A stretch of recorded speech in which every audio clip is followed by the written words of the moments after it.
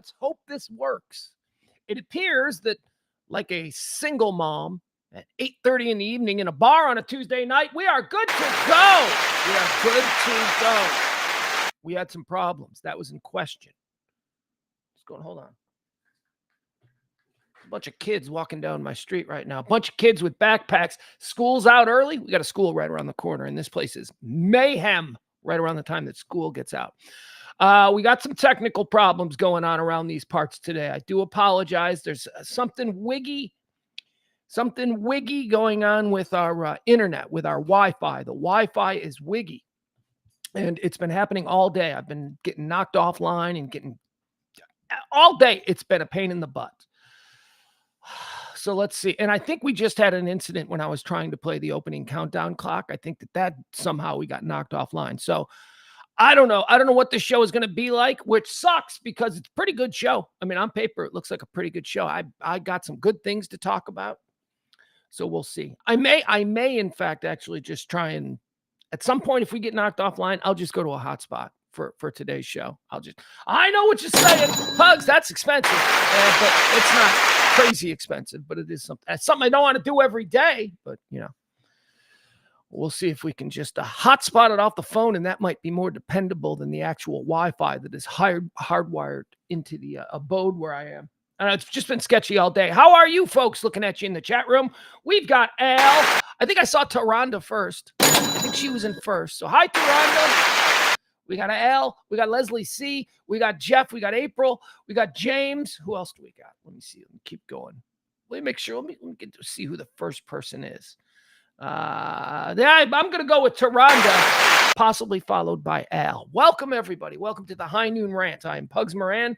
We do this each and every day, Monday through Friday at 12 p.m. What do we do here? Well, I wake up early and I put together a whole slew of topics and information and current events and headlines. Then at noon, I sit down here and I tell you what I found. And it's just a rant. It's just me performing, if you will, a stream of consciousness rant, wherein I just start talking about the world at noonish. Today it was like 12:06, but I start talking about the world. And then by the end of it, typically 2 hours, we should be all prepped up on everything that everybody's talking about. I'll mention everything at some point. So if you're ready to buckle up and hang in, I call it radio the way radio won't allow it to be. Talk radio anyway. Talk radio. They won't let.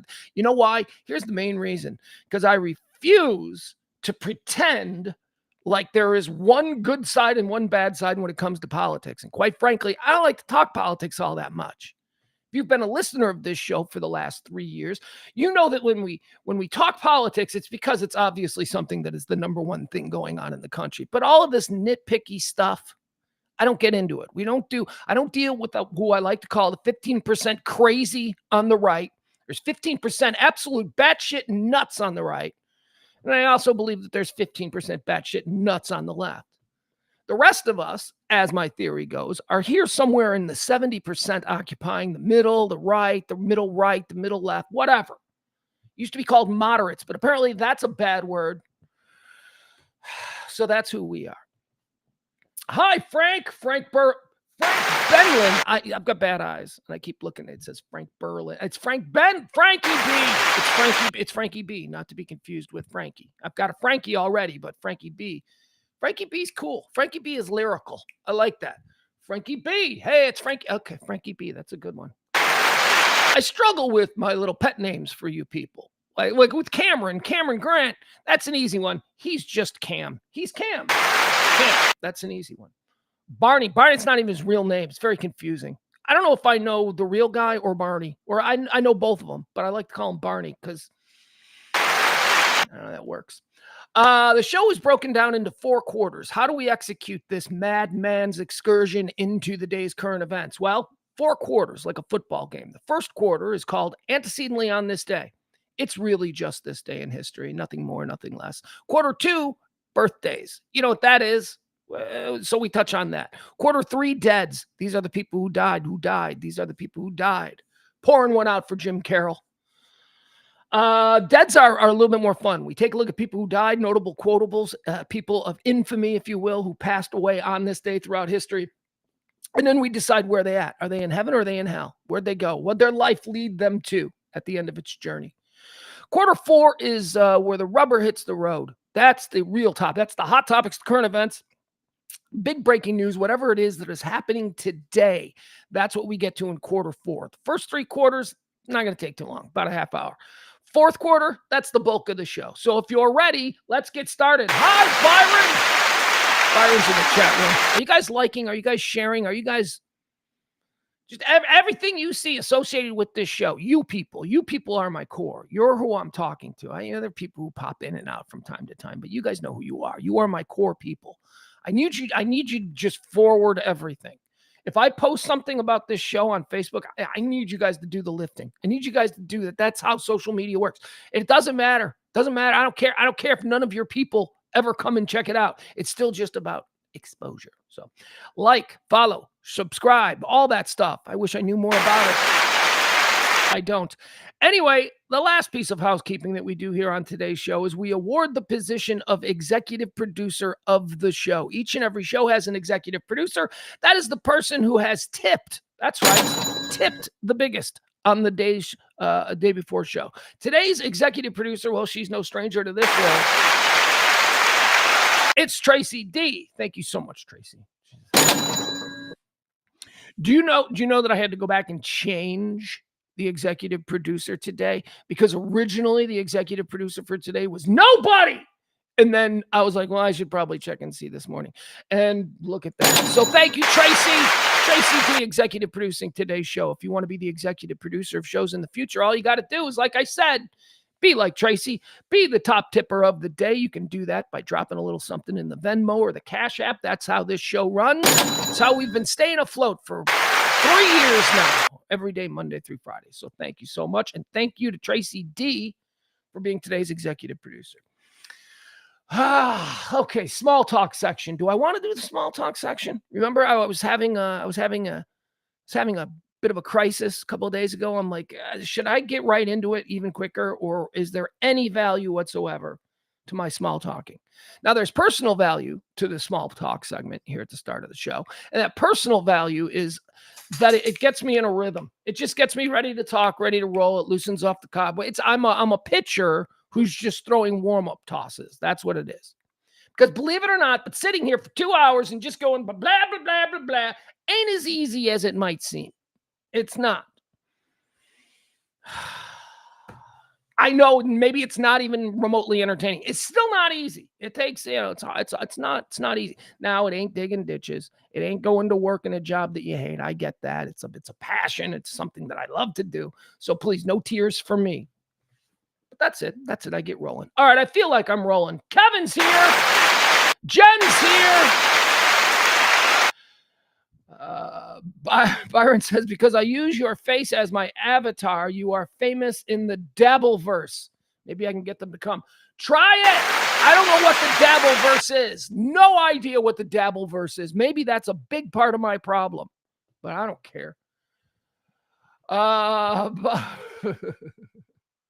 I know what picture you're using now that I see. Okay, because it's very small on my screen, but I know what picture you're using.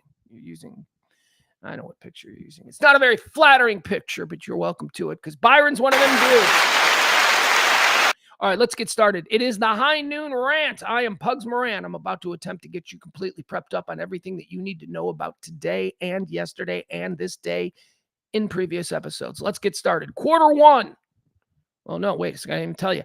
It is May the 20th. See, look at that. Friggin' internet just went out again. It's been doing this. I know it does it every day on the TV, but it's been doing it on all the contraptions.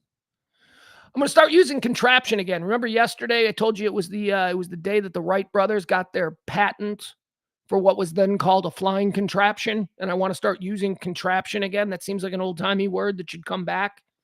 Let's all try and use contraption this weekend. May the 23rd is the 144th day of the year. There's 222 more of these remaining until the end of the year. So as we like to say, get those New Year's Eve plans started. Antecedently on this day is quarter 1. It's how we start the show. It's essentially just this day in history. You've probably heard a version of this on your favorite morning radio shows, whatever, the last couple of hours. But I'm going to do it my way. This is where I take a look back at all the events that have shaped our understanding of what this day has represented in the past. I take a look back at all of them days and I cherry pick the events throughout history that I think are interesting and, most importantly, ones that I feel I can rant on for about 10 or 20 seconds. So let's get started. Hi, Tracy D. There she is. That's our executive producer. Ladies and gentlemen, executive producer of today's show, Tracy D. Showing up in the chat room. Look at her go. All right, Tracy. Thank you so much. Appreciate you. By the way, coming up on today's show, speaking of money, we're going to talk about stripper money. We're going to talk about stripper money at the end of the show, maybe not the very end of the show, but at some point at the end of the show, we're going to talk about stripper money because of a viral video that is going around. And I'm not a hater. Well, I'll tell you about it then. That's to come on today's rant. What else do I need to mention? Oh, it's Memorial Day weekend. Memorial Day weekend. We're all very excited. I have the boy from Memorial Day weekend, which means bonus days. Yay! Which means extra expensive, which means not good, but that's okay. I think we're going to go to the lake. And keep costs at a minimum if we're out at the lake this weekend. What are you guys doing Memorial Day weekend? Don't answer. There's no way for me to really interact with you. It'll take 15 seconds if we try to do it via chat, so let's not do that.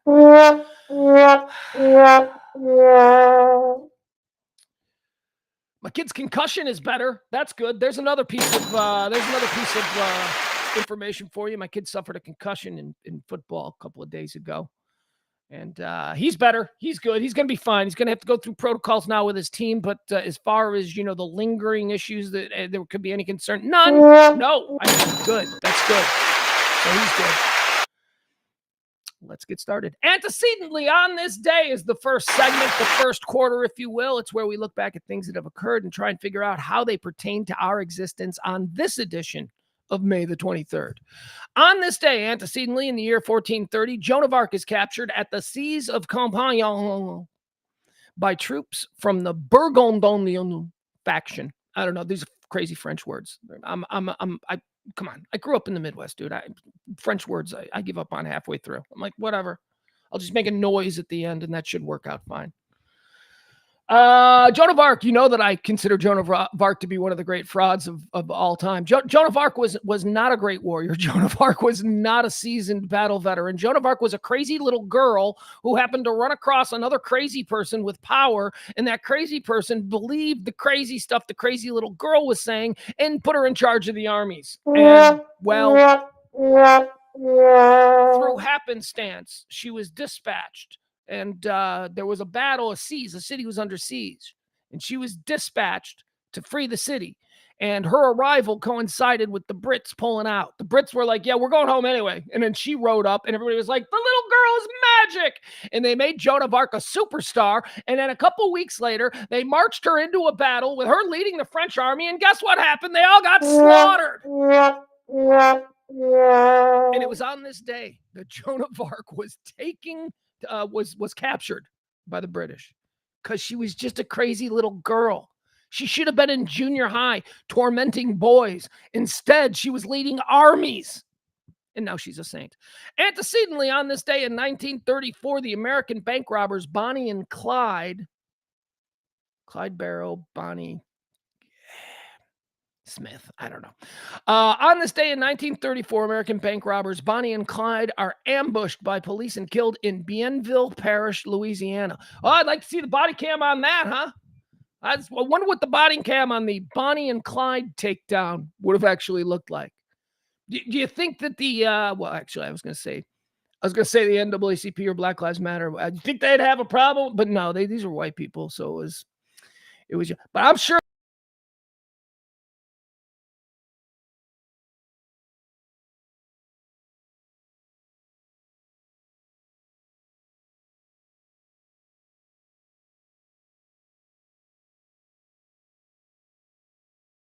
day in 1934 in Bonnie and Clyde were taken down. Antecedently on this day in 1990,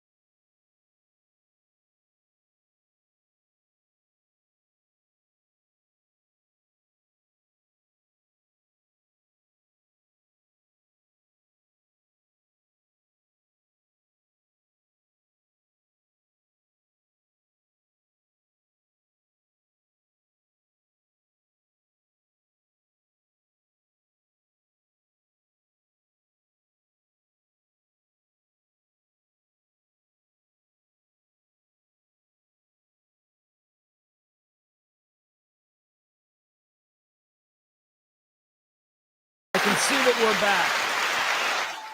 I can see that we're back, although I don't know how well this is going to work. See, that's what I've been dealing with all morning. The internet has been glitching and going out.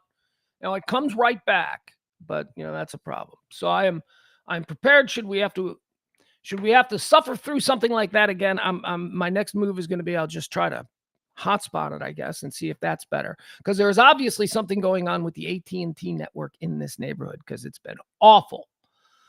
Barney is a Bonnie and Clyde truther. That's a fun position to take. See, that's fun. I would join a chat group that was all about Bonnie and Clyde trutherism. On this day, antecedently in 1998, this is what we were talking about, right? The Good Friday Agreement is accepted in a referendum in Northern Ireland with roughly 75% voting yes. The Good Friday Agreement. We don't really pay attention to that, do we? I do because I'm Irish and it's a very important thing. But the Good Friday Agreement essentially settled the whole Northern Ireland terrorist Sinn Féin IRA, new IRA. Basically settled that whole thing. Settled it. That was a big problem. I mean, before everybody was pearl clutching about the Middle East, it was all about the IRA and bombings in Northern Ireland and the problems there. And that was just a little bit too close to us here in the Western Hemisphere. The white people of Europe, if you will, was just a little bit too rambunctious for their tastes. So something had to be done about it. And on this day in 1998, the Good Friday Agreement was passed with 75% of the vote, of the popular vote. People, actual citizens of Ireland voted for it. And that was in 1998. And the Good Friday Agreement stands to this day as a testament to what really good peacekeeping negotiations can bring. You ain't heard about Northern Ireland in years and years and years because the Good Friday Agreement brought that all under tow. I'm not going to say completely fixed it, but it's totally safe now to travel between Northern Ireland and Southern Ireland, and nobody worries about terror organizations in Northern Ireland. I mean, yes, just like there is in Michigan or in Wyoming, there are a couple of factions, but not to the degree that it was before this 1998 Good Friday Agreement. Now I'm going to make a lot of you mad when I tell you it's possibly the best thing Bill Clinton ever did because it is legitimately his greatest achievement in his legacy. The Good Friday Agreement on this day in 1998. Incidentally, I was there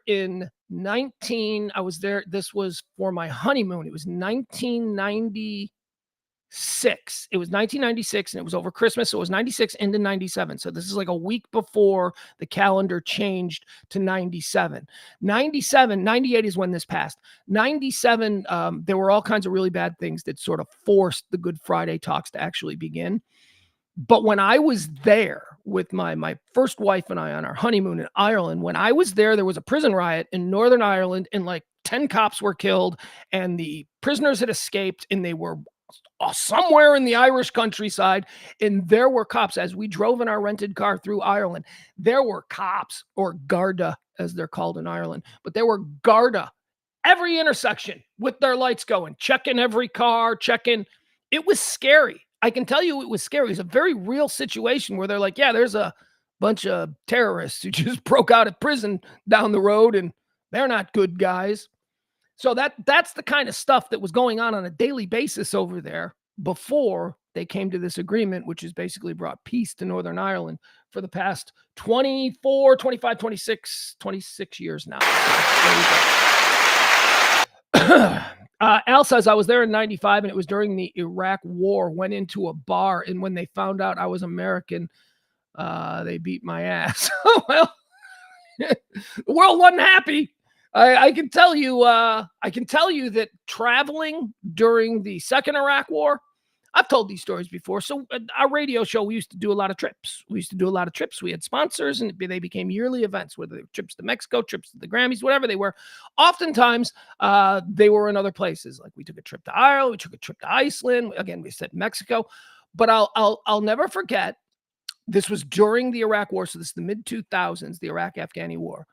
It was a very serious thing because we were all radio DJs from around the country. They took one from every market and we were on a bus And before we would get off as tourists, I mean, there were very real instructions that we were told we needed to follow. And most of it, the one that was most shocking to me was, if anyone asks you, you are Canadian, what do you know about Canada?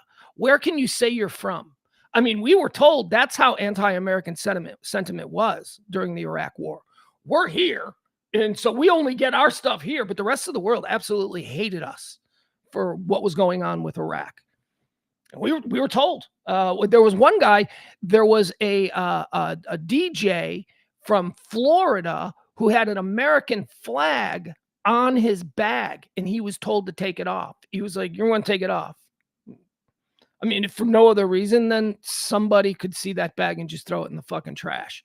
You don't want to give people. Yeah. So I get that, man. Anti-American sentiment was huge in Europe, especially in the mid 2000s.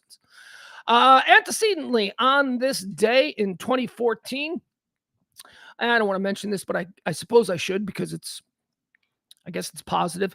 7 people, including the perpetrator, are killed and another 14 are injured in a killing spree near the campus of the University of California, Santa Barbara. This is the UCSB shooting.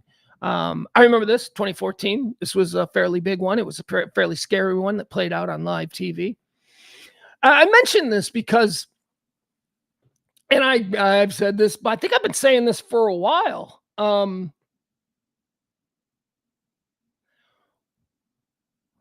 How do I phrase this? Okay, how do I phrase this while still attempting to be slightly entertaining in a subject that's not entertaining at all? I guess my point is this. We don't have, this is not good or bad. Oh my God, would you stop qualifying what you're about to say? There hasn't been a whole lot of these big mass shootings lately, is I guess what I'm trying to say. Because the next time that one does happen, and it will happen, look, I'm resigned to that fact. I know that there's going to be another mall shooting, and there's going to be another Walmart shooting, or something. There's going to be something that's going to happen. And when it happens, everybody's going to be like, "Oh, just in America. Oh, just another day in America." And then they'll show those memes or memes, however you want to say it. You know, the ones that say, it's got a number, like card, like a flip card, and it's got a number, and it'll say 0, and it'll say, "Days since our last mass shooting," and it'll say 0, right? That's going to be all of that we're going to hear. And again, me saying this, I am not saying that we don't have a big problem there. I think that's one of the biggest problems in America, is the fact that I can't go to the mall and feel safe anymore. That's a huge problem. And then we're talking about malls in good neighborhoods too. Not like the scary malls that we never went to, but I'm talking about going to like nice malls. I'm afraid to go to nice malls. What is that? That's no way to live. I'm a middle-aged white man. I should basically be comfortable going anywhere. So I'm not trying to say that, it's not, but my point is this: we really don't. Like, we're going to see that. Like, when something is inevitably going to happen, some tragedy is going to happen here, and you're going to have these people going, "Every day this happens. This happens." No, it really doesn't. I mean, I can't remember the last. We just passed the anniversary of the Allen Outlet Mall. That was awful. And indulge me here, because this might also be the case. Are we just so inundated with these things that they no longer stand out to us? I mean, am I school shooting? Thankfully, thank God. God, this is such a dark thing. All right, we're moving on. I don't want to talk about this anymore. I got kids in school. I don't want to talk about that. There's not been a school shooting since all those 5-year-olds were. That's not a path I want to go down. So we're going to move out. This is a stream of consciousness. Sometimes I go down an alleyway that I don't want to be in, and I have to beep, beep, beep out, and that's what we're doing now. So moving on. Antecedently on this day in 2021. Oh, fuck. Never mind. Don't want to do that one either. It was on this day in 2021 that cable car in like France collapsed and killed like all those kids. So no, we're just going to move on. We're going to do some birthdays here. We're going to talk about birthdays because I'm just not in the mood for that kind of shit. I gotta keep my levels up. I gotta stay. It's going to be a long weekend. It's going to be a tough weekend. It's going to be an anxious weekend. All right, let's move on. They say it's their birthday. These are people who claim it's their birthday. I don't know if it really is or not. I don't care. Especially in this case, this guy, I don't know if this guy had any kind of legitimate birth certificate or there was some kind of competent record keeping. But according to this, Scatman Crothers was born on this day in 1910. Who's Scatman Crothers, you may ask? Well, you're obviously not Gen X. Scatman Crothers was everywhere. First, okay, so who's Scatman Crothers? Just Google him, and you'll be like, oh, yeah, that guy. But then the next thing you'll be like is, he had a cool voice, right? Yeah, he did. Scatman Crothers did a whole bunch of cartoons and stuff. When I was little, it's like every other voice was Scatman Crothers. My favorite Scatman Crothers character was, of course, Hong Kong Phooey. Hong Kong Phooey. Scatman Crothers was also the dude in The Shining. He was the black caretaker, the old man who lived like in the back kitchen. And what was the little kid's name? The little weirdo kid, the little zombie mutant kid that could talk to dead people. I don't know. It's been a while since I've seen The Shining. Tommy, let's call him Tommy. He was the dude who also had the shine. He could also see the dead people. And that's why he was comfortable living there, because, I don't know, apparently he worked out an arrangement with him. Anyway, Scatman Crothers, happy birthday. Great guy. Don't know anything about him other than when I was little, he seemed nice. And he was Hong Kong Phooey, so, can't go wrong there. Born on this day in 1928, Rosemary Clooney. Happy birthday, George Clooney's aunt. George Clooney's aunt, Rosemary Clooney. This is how George Clooney got to be an actor. He was in, like, Kentucky. He's from Kentucky. His dad's actually, like, a big TV star in Cincinnati. Thought you said he was from Kentucky. Look at a map. They're right next to each other. His dad was a TV guy in Cincinnati, and they probably lived in the suburbs of Cincinnati, was right there in Kentucky. So anyway, when George Clooney left to go, I'm going to try and be an actor. Again, he didn't wait tables. He didn't do all that. George Clooney went and moved in with his aunt, the very famous Rosemary Clooney. And her, I think, husband at the time, the very famous Mel Ferrer, who may have been dead for a decade before George Clooney got there. I don't know. We'll move on. George Clooney, happy birthday to you. Born on this date, or Rosemary Clooney, sorry. Rosemary Clooney, 1920. There is like such a bad old person Rosemary Clooney joke that I could do right now as it pertains to George Clooney coming to her house. I could do that joke, but I'd be embarrassed. I'd be embarrassed to make a joke that was based on a Rosemary Clooney song, because everyone would be like, what? She was a singer? I didn't know that. I'm not going to do the joke. It's not going to happen. I'm not going to Now I'm really not going to do it, because now the buildup is way too much. Born on this day in 1933, Joan Collins.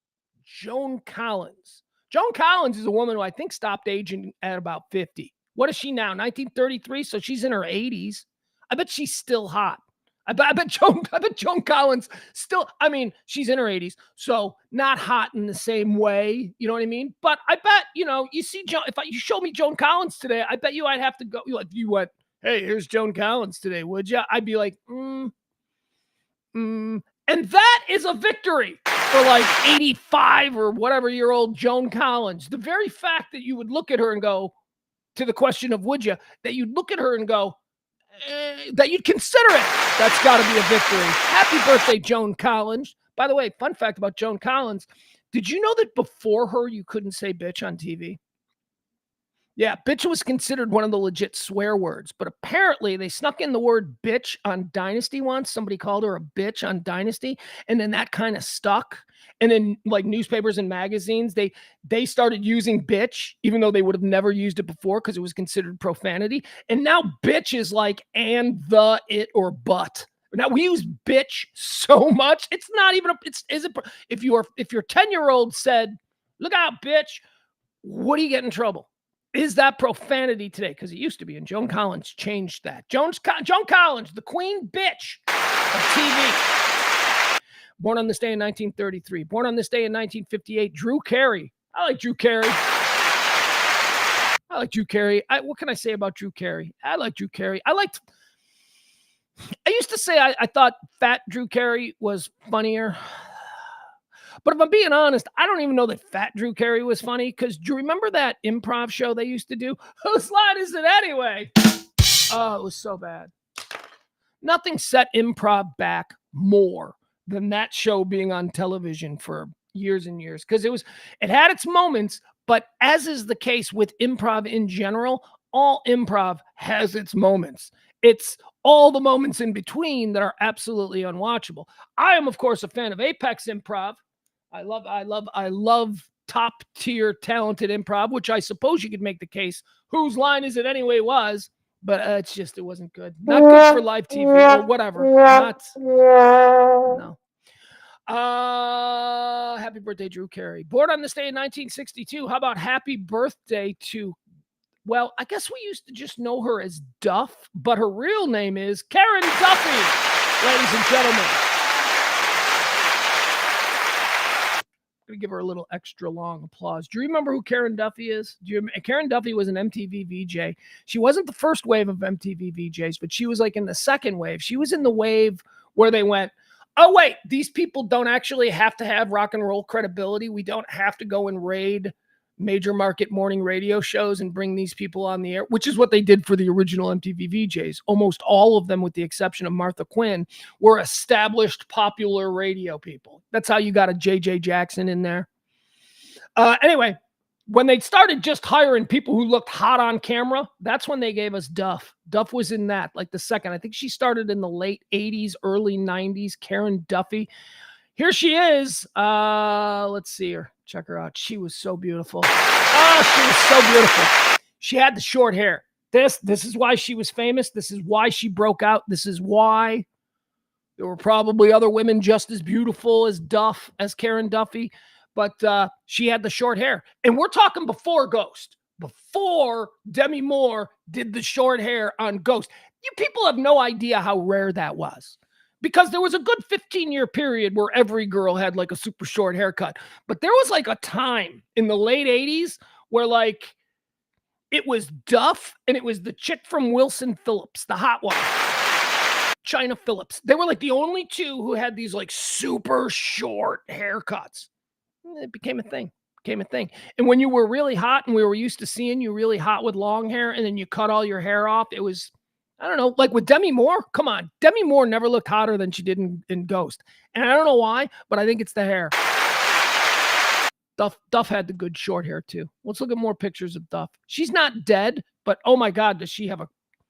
So Duff dated a whole bunch of people. She dated like, I think she dated Jason Bateman. I think she dated a bunch of rock guys. She dated Dan Cortez. Do you remember that? Dan Cortez was also in that wing of MTV jocks where they went, all they got to be is hot. And they just started putting those people on. Her and Dan Cortez hooked up and became like a big sort of MTV power couple, although no power at all because these people were paid nothing. She probably was making like $300 a week. Seriously, MTV VJs made nothing. Absolutely. And they were super replaceable. There you have it. Karen Duffy's birthday. Old Duff from MTV. She was diagnosed with a real serious disease in the early 90s, mid 90s or something. I don't know what the disease is, but it's a disease that causes you chronic pain all the time that never stops. So she's been a spokesperson for that. Apparently she's now devoutly religious. She's like hardcore Catholic and speaks at like Catholic events and stuff like that, which is cool. Man, because I'm telling you, if I had to live in chronic pain, I would probably be seeking for any form of relief. And if faith brought that for me, let's do it. I say as a agnostic seeker of what's the truth. I don't know. Born on this day in 1974. Happy birthday to the darling Jewel. Jewel, who will save your soul? Jewel. Who will? She was yodeling. She brought yodeling back for a while. Yodeling. I got a fun Jewel story. I was friends with Jewel. I thought Jewel and I were going to be buddies. Actually, truth is, I thought Jewel and my first wife were going to be like buddies. I met Jewel at a concert in Grand Rapids, Michigan. We were syndicated throughout the Midwest, and one of the places we were syndicated in out of Chicago was Grand Rapids, Michigan, and they were doing their big summer kickoff jam, man. And it was like it was Silverchair. Boys from Silverchair were there. It was the Goo Goo Dolls. The Goo Goo Dolls were there. Who else was there? I don't know. There's a whole bunch of bands. Anyway, There were also some, young people who didn't have a lot of recognition or radio hits who were on the bill. And one of them was Jewel. Of course, I thought her name was Julie, but Jewel was a newly signed act to the record label, and they were just trying to get her exposure. So they put her out there and she did her thing. But backstage at this thing, it was an outdoor venue. It was in a park. It was, imagine like, a concert in Central Park. So it was all, the backstage area was all temporary and picnic tables and people were hanging out and there was food and people just talking and stuff. And I was hosting. That's what I was. I was brought over there to be the host on stage, to be like, so I had to talk to everybody before I went on. How do you want to be introduced?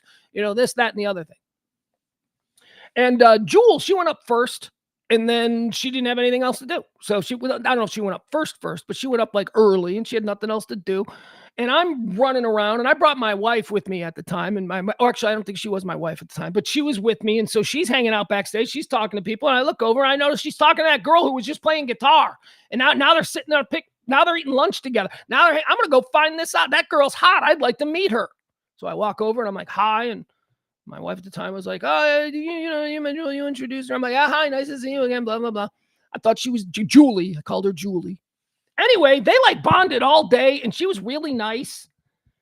And there was even talk like after the whole festival, except she had to go. They were going to Toronto next. And there was like talk that they were going to come back to the hotel room. We were going to go dinner and go drinking in Grand Rapids, but that didn't work out. I thought Jewel was going to be my friend. And it was totally cool and non-pretentious because she wasn't famous. She was just like another local artist who, she had nothing. I shit you not, like a week later, our station started playing that Who Will Save Your Soul, and she exploded. Never spoke to her again. She got too big for her little picnic table friends backstage in Grand Rapids, apparently. But I will say this about Jewel: on her birthday, she was pretty cool. She was a pretty nice person. She was fun. My first wife, Sloan, and her seemed to get along. They were friendly. So happy birthday, Jewel. We like you. Who will save your soul? Little snaggletooth happening. Come on, tell me that wasn't cute. Tell me Jewel's little snaggletooth. The fact that she grew up homeless, lived in a car, didn't have any dental, that worked out for her. That worked because that was kind of her calling card, her little bad dental work. Or I should say lack of dental work. Born on this day in 1974, the lovely Jewel. Born on this day in 1991, how about the recently retired, the great Aaron Donald? A big old football player boy. Aaron Donald, the pride of Pittsburgh, Los Angeles Ram. Frank Smith says Jewel was married to a cowboy man in Stephenville, Texas. Frank also asks, who wouldn't want to be friends with Pugs? Oh, isn't that nice? Isn't that nice, Frank? That's so nice. That's so nice. The only thing I know about Stephenville, Texas, is that it's one of the major sites of a greatly documented American UFO experience. That was in Stephenville, Texas. Stephenville. You got the Phoenix Lights, huh? You got Stephenville, Texas, and you got Tinley Park, Illinois. That's right. These are the three big ones. Tinley Park, Illinois. That's where I live. That's where my mom lives anyway. Sorry, there's something going on outside. I was trying to figure it out. All right, I think that's doing it for birthdays. We are done with birthdays. Now is the time where we move into the quarter three. We call this dead people. These are people who died on this day. Let's decide whether they went to heaven or hell. What do you say? Dead on this day in 1937. He's going to hell. Going to hell. We're not having a discussion on it. This guy is probably ground zero for all the bullshit that we now have to put up with this obnoxious 1% class in this country. John David Rockefeller died on this day. Good riddance to you, sir. Good riddance to you, sir. John David Rockefeller, go burn in hell. Born on this day in 1945. Oh, God, here you go. Hey, make some room, Rocky, because Heinrich Himmler is coming in. Heinrich Himmler. He was one of Hitler's best buddies, one of Hitler's guys. Heinrich Himmler. You got to go to jail, right? You're a famous Nazi, you go to hell. Dead on this day in 1999, Owen Hart, Canadian-American wrestler who's dead on this day in 99. Owen Hart, I don't know his story. They make a documentary about him. Is there a 30 for 30 about Owen Hart? Because I haven't seen it. I don't know what to say about Owen Hart. He's a wrestler. Didn't a whole bunch of wrestlers named Hart die? Should we just? I'm just gonna look. I got no information. With no information, I guess this comes down to how I feel about wrestlers. Putting them in heaven. Just put them in heaven. All I can go on is I'm not a big wrestling fan, but I will go on this. All of the professional wrestlers, the WWE guys or whatever, all of those dudes that I have had an opportunity to interview or spend a little time around, they've all been really good dudes. None of them have been like NFL wide receivers, if you know what I mean. None of them have been like Major League Baseball starting pitchers. Those are like the worst people. But wrestlers have all been cool. Let's see here. So we're going to put Owen Hart in heaven. Dead on this day in 2015, Annie Mira. Annie Mira is, okay, so we've got some rules about who goes to heaven and who goes to hell. Typically, if you're an actress, you go immediately to hell, unless there's something that makes me think different of you. Annie Mira is an actress, of course, but it's not like she's crazy, gonna drive her boyfriend nuts because she's trying to get all into her feelings kind of actress. No, she's not that. She was like a comedian. Annie Mira was partners in a comedy duo called Stiller and Mira. Now, these are Ben Stiller's parents, just so, give you a little context here. Annie Mira was Ben Stiller's mom. Stiller and Mira were I don't know if they were funny or not. I think they were. I think I've seen things by them, like on YouTube and stuff, and going, okay. I know Annie Mira was very likable. Like, she had this very sort of neighborhood girl, kind of approachable. Is she hot? I don't know. I can't tell. Kind of vibe. So she was kind of cool. She was also on, I think, like Archie Bunker's Place, Annie Mira. Anyway, Ben Stiller's mom, she died. I'm putting her in heaven because I do have fond memories of, seeing her on television in the 1970s. And I don't consider her just an actress. Like an Anne Hathaway. Like, oh my God, you know how difficult Anne Hathaway probably is? Or Renee Zellweger. Do you have any idea, like, what it must be like to go on a long car ride with Renee Zellweger? Oh my God. Anyway, happy death day to Annie Mira. We're putting her in heaven. Dead on this day in 2017. I'm of this generation, and just like the generation of which I call mine own, the generation of X, we are forgettable, and I think this dude is forgettable. I think there have been so many that have played the role that this dude is most known for. I think he gets lost in the shuffle, and I think he's forgettable to just about everybody but Generation X. Because this dude was Generation X's James Bond. Roger Moore! Roger Moore died on this day in 2017. Now, he was I don't know if technically, he wasn't the second James Bond. We all know that Sean Connery was the first, but I think George Lazenby played Bond at some point. By the way, let me just tell you, Peter Sellers or Woody Allen? Peter Sellers or Woody Allen also played James Bond in like a weird spoof movie. Anyway, doesn't matter. Roger Moore was a little bit different than Sean Connery. Sean Connery was sort of a tough guy. He kind of came from the streets. You got that feel. But then when he left and stopped being James Bond, they made Roger Moore James Bond. And Roger Moore was more of a dandy. Roger Moore was more of more at home in the tuxedoed cocktail party than racing the hydro boat. Right? That was Sean Connery. Sean Connery's on the side of a mountain fighting henchmen. Not Roger Moore. Roger Moore is like sipping a martini and trying to avoid being honeypotted by whoever the sexy spy was he was going up against. I liked Roger Moore. Roger Moore was my James Bond. I've probably only seen 2 or 3 James Bond movies, and they're probably all Roger Moore. Moonraker. All right, I get it. I am not a big James Bond guy. Like I said, I've not seen all the James Bond movies. When a new James Bond movie comes out, I don't get into it. But when I was a kid, they were on, and I've seen James Bond movies, and I think they're all Roger Moore ones. And granted, my favorite is probably known as the worst. Moonraker. I like Moonraker. Sure, in the canon of Bond films, it might be the most absurd and the most over the top. But I was like 5, people. I was well conditioned to accept absurd and over the top. We're putting Roger Moore in heaven. Roger Moore died on this day in 2017. We're going to put him in heaven. Okay, one more time. Let's thank our executive producer of today's show. She is, of course, the lovely and talented. Where are they?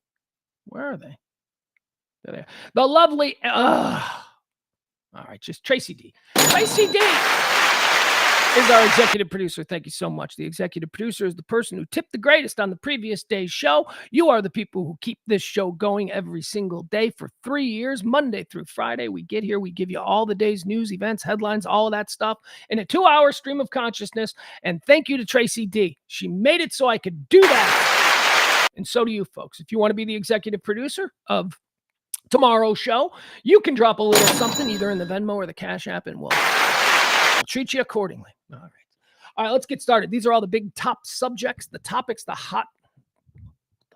See right there? Like I just started talking and the words started not to match and it just became really weird. Hot subjects. Here are the hot subjects. Nobody says that, stupid. Nobody says that, stupid.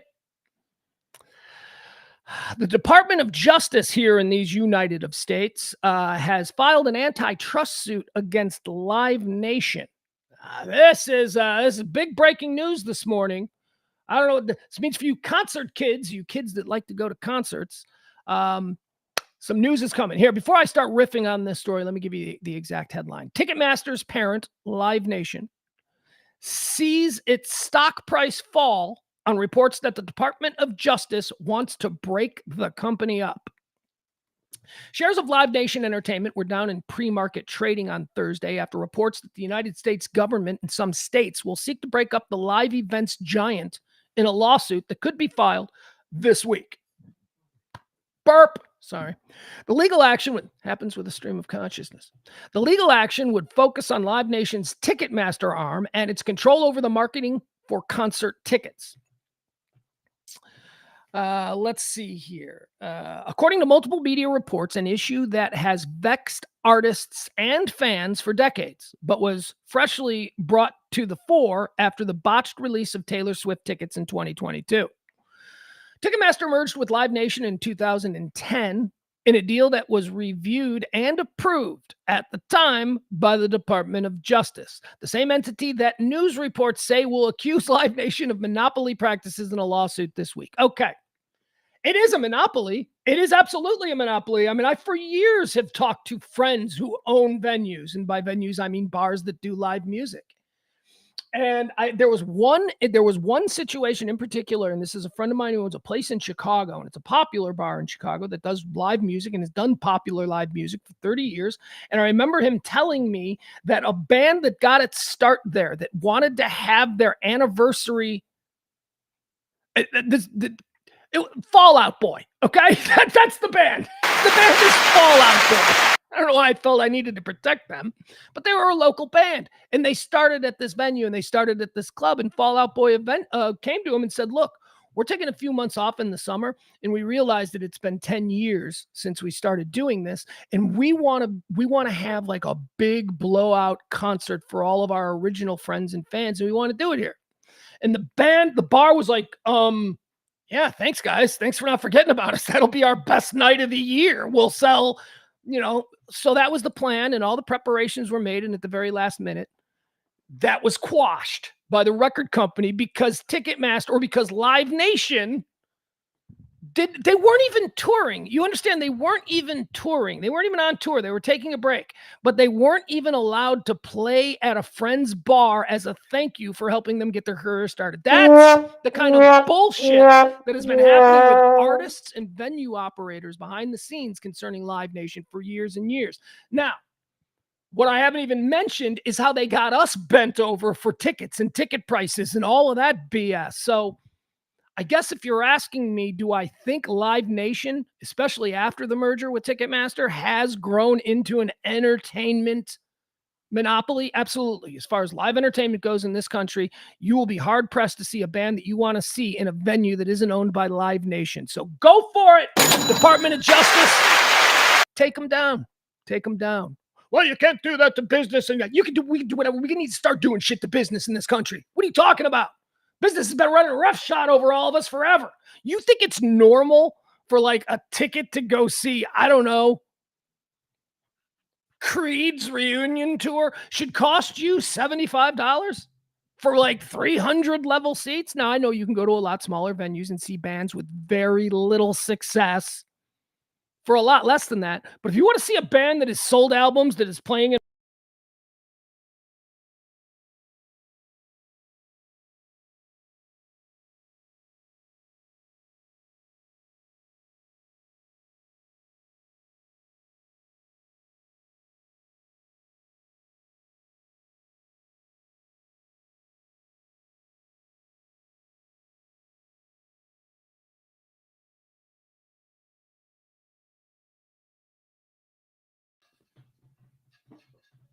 all right, I guess we're back. I'm sorry. I saw that the internet.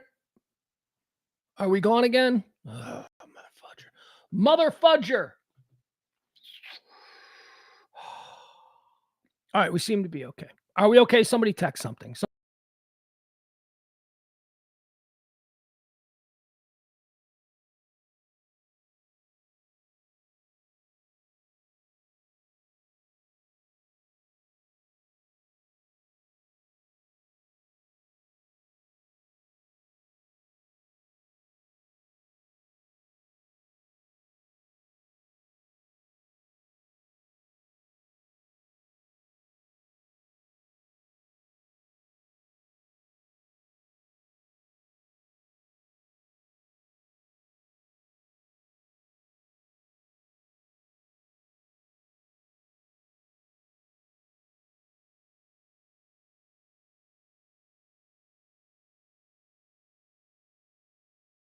I've taken the show off of the actual internet in the house, and we're now going to try and we're going to see if this will work.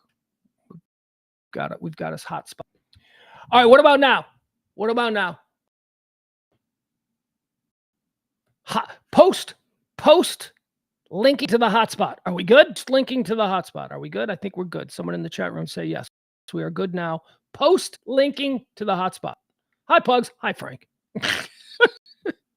I'm telling you, this delay between what I say here and when. Oh, we're good. Bill says good. I'm going with Bill. Bill's a dependable cat.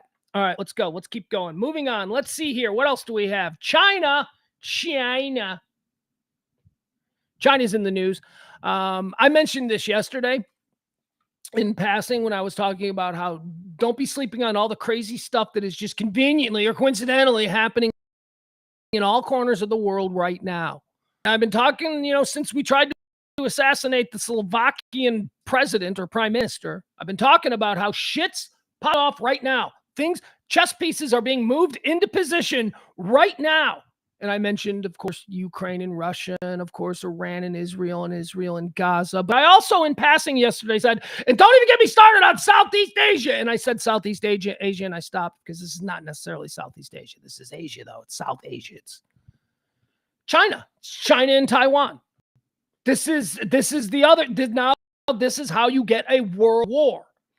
You have a front that's in Eastern Europe. You have a front that's in the Middle East, and you have a front that's in Asia. China, they're very upset with Taiwan. Very upset with Taiwan. Taiwan apparently just swore in their new president who was elected on an anti-Chinese platform. China is now in punishment. They're saying this is a punishment. That's Chinese people. They're like, oh, by the way, don't get it twisted. This is a punishment. So what China has decided to do is to encircle Taiwan with their naval assets, and they're going to be performing a series of drills, war drills, enacting, I guess, preparing for invasion or whatever. They're doing this all right off the coast of Taiwan, encircling the nation of Taiwan, unless I'm wrong. I think Taiwan's an island, but I don't know. It might be attached to something, so maybe you can encircle it. China on Thursday encircled, well, there you have it. Look at this. If it's good enough for the AP, I guess you can say encircled Taiwan. China on Thursday encircled Taiwan with naval vessels and military aircraft in war games as it vowed the blood of independent forces. That's the quote, independent forces. as it vowed the blood of independent forces on the self-ruled island would flow. What the fuck? That is such a weird sentence. So China vowed that the blood of independent forces on the self-ruled island of Taiwan would flow. Not subtle. No, not much nuance there with China, what they're saying to Taiwan. Yeah, look at us. This is because you're a dick and we're mad at us. This is basically, what China's doing to Taiwan right now? What are you afraid? Afraid I'm going to hit you? Would you flinch? What are you flinching? Huh? What are you flinch? Flinchy? That's what China is doing right now to Taiwan.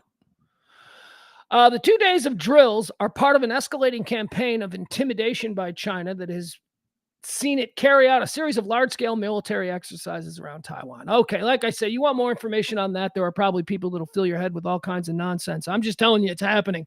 Now it's up to you. If you're interested in it, go find more. Germany. I told you about this 2 days ago as well. Just, this show, sometimes we get shit right. Told you about this the other day. And by the way, this is a real problem. It has not been made official, but it is a story now that is being reported widely. Even though yesterday when I said it, it was just fears, but it's happening. So you know how Ireland, Norway, and Spain, or is it Portugal? And is it Finland? All I know for sure is that it's Ireland, a Nordic country, in either Spain or Portugal, whatever it was. Those 3 countries yesterday announced that they will be recognizing the status of the Palestinian state, which is huge news. And yesterday when I'm telling you about this, I said, and there's also rumblings about somebody else.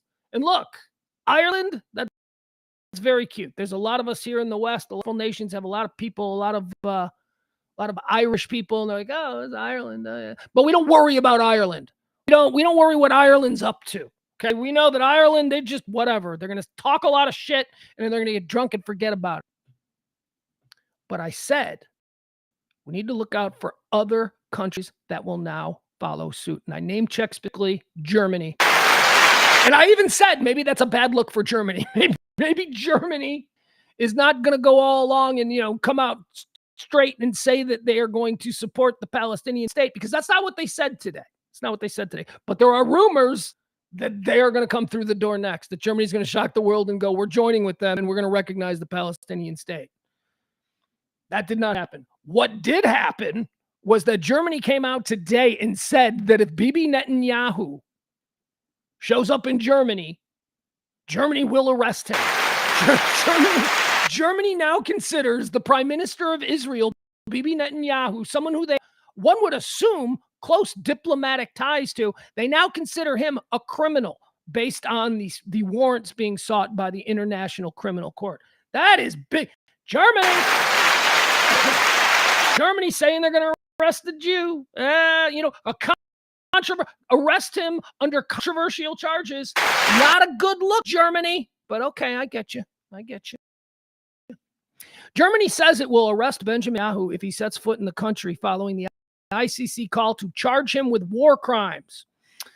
All right, there you have it. That's what he's getting into. We got crazy this whole world globally. I don't even like to do global news. I would rather just have everything be local, but there's a lot of big global things happening.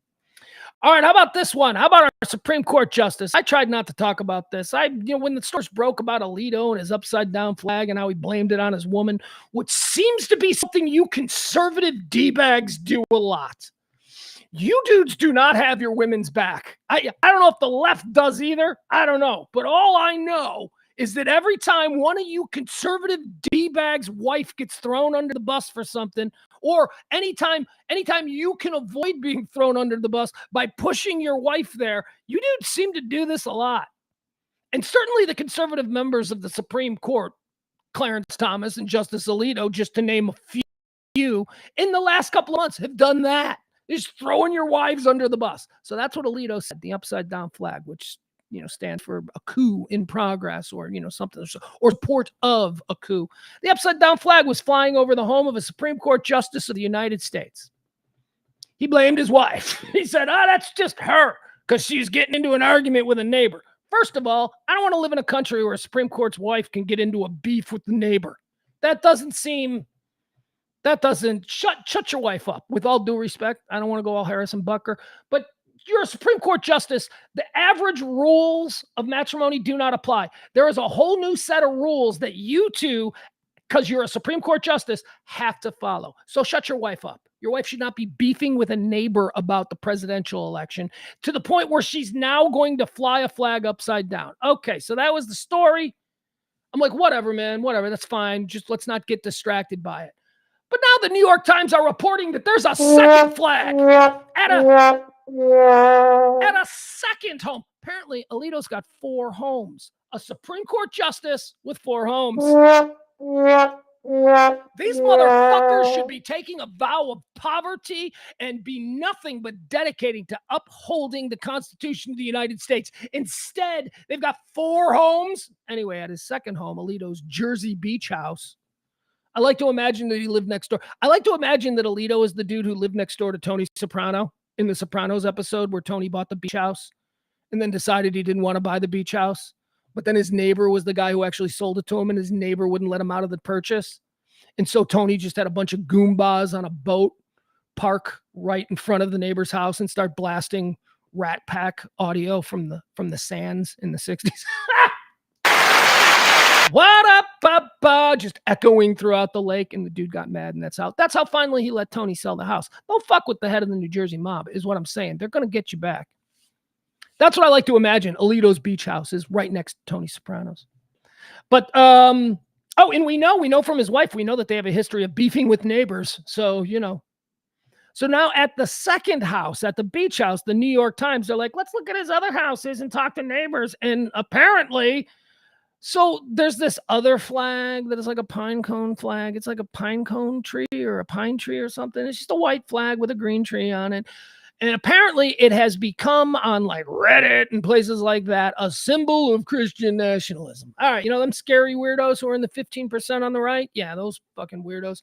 Apparently they've adopted this flag. Apparently this flag was used during the January 6th. I didn't know it. I'd never seen the flag before, but CNN made sure that they showed me picture from January 6th where there were obvious versions of that flag being flown. So now I'm familiar with it. Wasn't familiar with it before, but here we go. So that flag, which is apparently flag of the Christian nationalist, was flown at Supreme Court Justice Samuel Alito's New Jersey Beach house.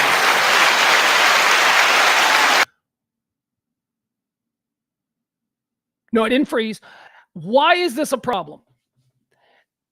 I don't give a shit if you fly whatever flag you want, but not when you're a Supreme Court justice. See, here's the problem. This is the slippery slope of just moving away from the way our institutions were run. The Supreme Court of the United States are not allowed to have any political opinion whatsoever, and certainly not allowed to have them publicly. The flying of those flags are obvious political opinions. That's just a fact. That's fucking troubling. Now, I know that it is unrealistic to expect people who are appointed to the high bench to have absolutely zero political opinions, because when you get right down to it, they're people. They're people who get cut off in traffic and get angry and form an opinion about it. But their job description expressly requires that they don't, that they be better than that they stay completely neutral at all times. So this Alito shit, my God, what else are they going to find? I was fine with just the first flag. I was like, whatever. But now it's like, fuck. Who is this guy? Is this guy on the take? He's got 4 homes.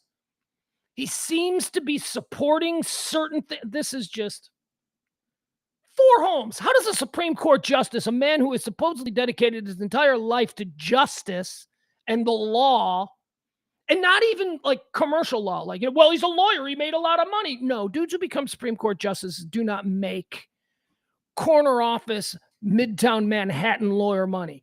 Those dudes make, civil servant salaries because they're DAs, or they go into judgeships, they become judges at 35 and make a judge's pay, which is good. But again, it ain't corner office, Midtown Manhattan lawyer money. So I ask you again, where the fuck did the Supreme Court justice get the money for 4 houses?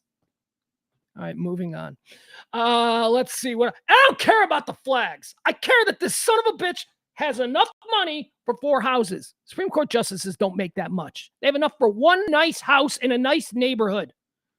What does a Supreme Court justice make? Tell you what they don't make. They don't make $150 million a year, like a big corporate, lawsuit attorney who settles for billions of dollars and then gets a third of that. That is not what a Supreme Court justice is supposed to have in their background. So again, I ask, where the fuck did this guy get money for 4 houses? Throwing their wives under the bed. My wife did it. Oh, you coward. So I saw Ted Cruz got confronted by somebody on the news. That was going viral. He got confronted by somebody because he didn't defend his wife. Remember when Trump just basically looked at Cruz and went, "Your wife's ugly, my wife's hot." Ha! And we all went, "Yeah, that is awesome." Because that is awesome. And it was true. But you can't say that to him. You can't call yourself a man. Ted Cruz can't call himself a man and then just kiss the ass of the guy who looked at him and said, "Your wife's ugly, mine's hot." Ha ha. But he does it. He did it anyway. He did. He's that kind of person. That's the man he is. That's no loyalty to his ugly wife. That is unbelievable.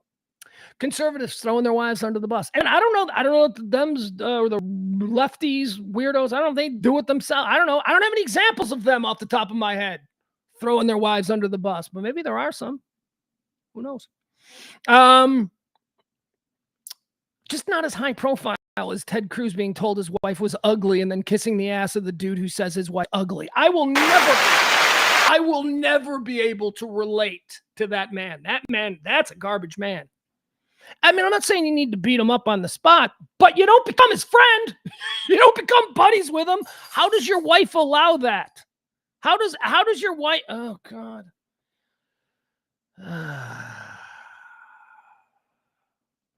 They're all for sale. James says he's for sale. I don't know if he's talking about Alito or Thomas or Cruz, but they are all for sale. They are all for sale, and that's our problem. We need civil service monks. That's what we need. We need to create an order of civil service monks, just people who are taken out of kindergarten and then raised to do nothing but expect poor pay, bullshit from the general public, and to make really important decisions without any kind of partisanship. That's what we need to do. A couple generations of that.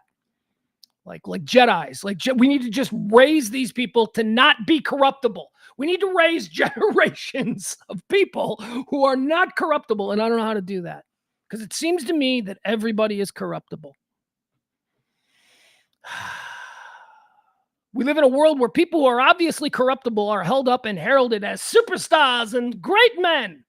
And then people who have nothing and go bankrupt and their houses get taken away from are looked at like losers because they aren't corruptible, because they didn't start selling meth out of their garage to save their house or whatever it is. We live in a topsy-turvy world. We really do. What else do we have here? SpaceX. How about this? SpaceX. We talked yesterday about how Department of Justice and the Pentagon were opening up an investigation into Elon Musk and the whole Starlink situation. Starlink is his internet connection spaceman thing that he created, which allows you to have internet even when you don't have internet. Okay, that's a dumb person explanation, but I think you get it. It's an internet connection thing. During the early days of the Russian invasion of Ukraine, he provided a whole bunch of Starlink terminals to Ukrainian military in order for them to be able to communicate on the battle out, all the internet and all that stuff.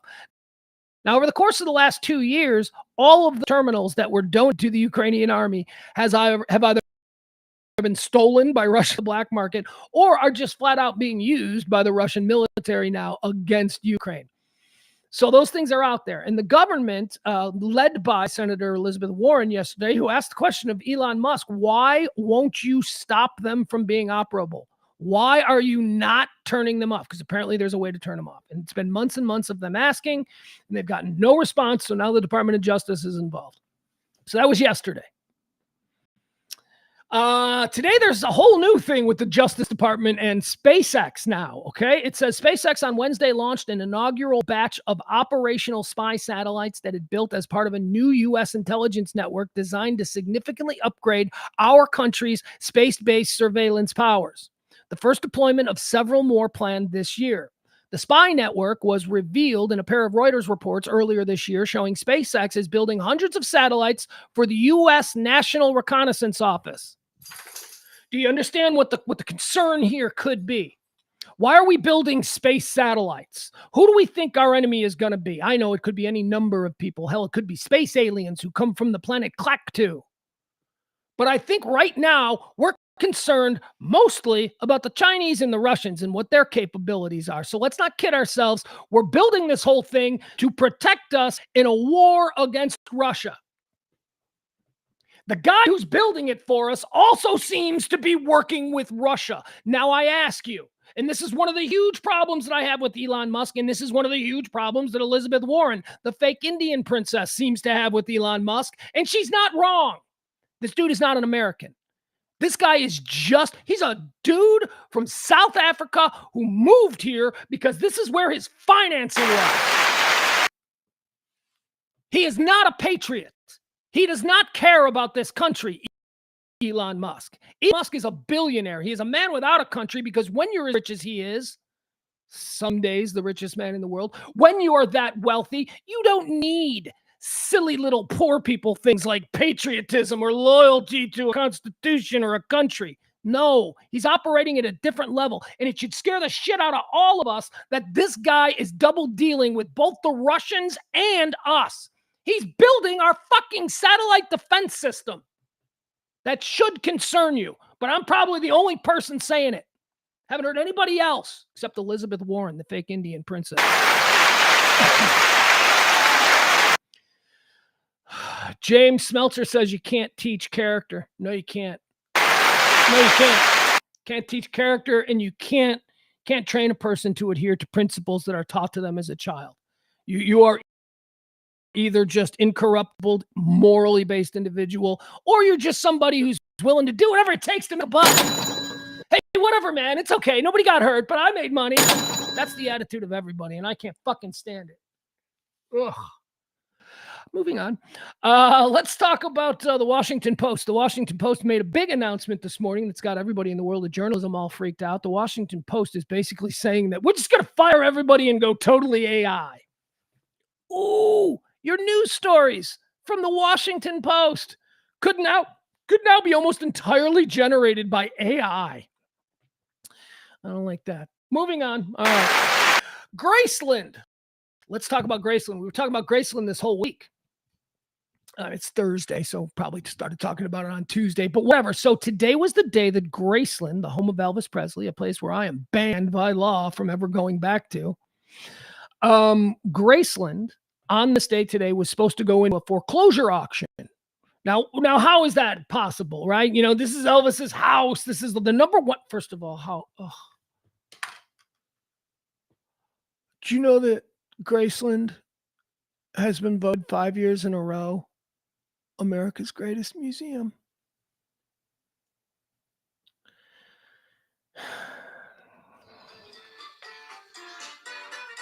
Exactly. Graceland. Not the Museum of Modern Art, not the Guggenheim, the Los Angeles County Museum. Don't even know if that's a real one, but it sounds like it could be. Not the Museum of Science and Industry, the Field Museum. No, not them. It's fucking Graceland. That's who. Yeah, you know what? I learned a lot in Graceland. I learned the proper way to make a fried bologna and banana sandwich. Fucking really? 5 years in a row, Graceland is voted America's greatest museum by American tourists? Oh, that's embarrassing. That's embarrassing. What are you going to do? What are you going to do? Anyway, back to the story. So somehow Graceland, which was completely 100% owned and operated by Lisa Marie Presley, the late King of Rock and Roll's daughter, who died just last year. Lisa Marie Presley apparently took out a $3.8 million loan. And I say apparently because hang with me here. This is a roller coaster story. She apparently took a $3.8 million loan, putting Graceland up as collateral. She did this to a loan or a lending institution out of Jacksonville, Florida, which as the days go by seems sketchier and sketchier. So Lisa Marie Presley died. And she never paid back the $3.8 million loan that she supposedly took from these people. So these people went and moved ahead accordingly, the way these businesses do. They were going to take what she put as collateral, Elvis Presley's home, Graceland.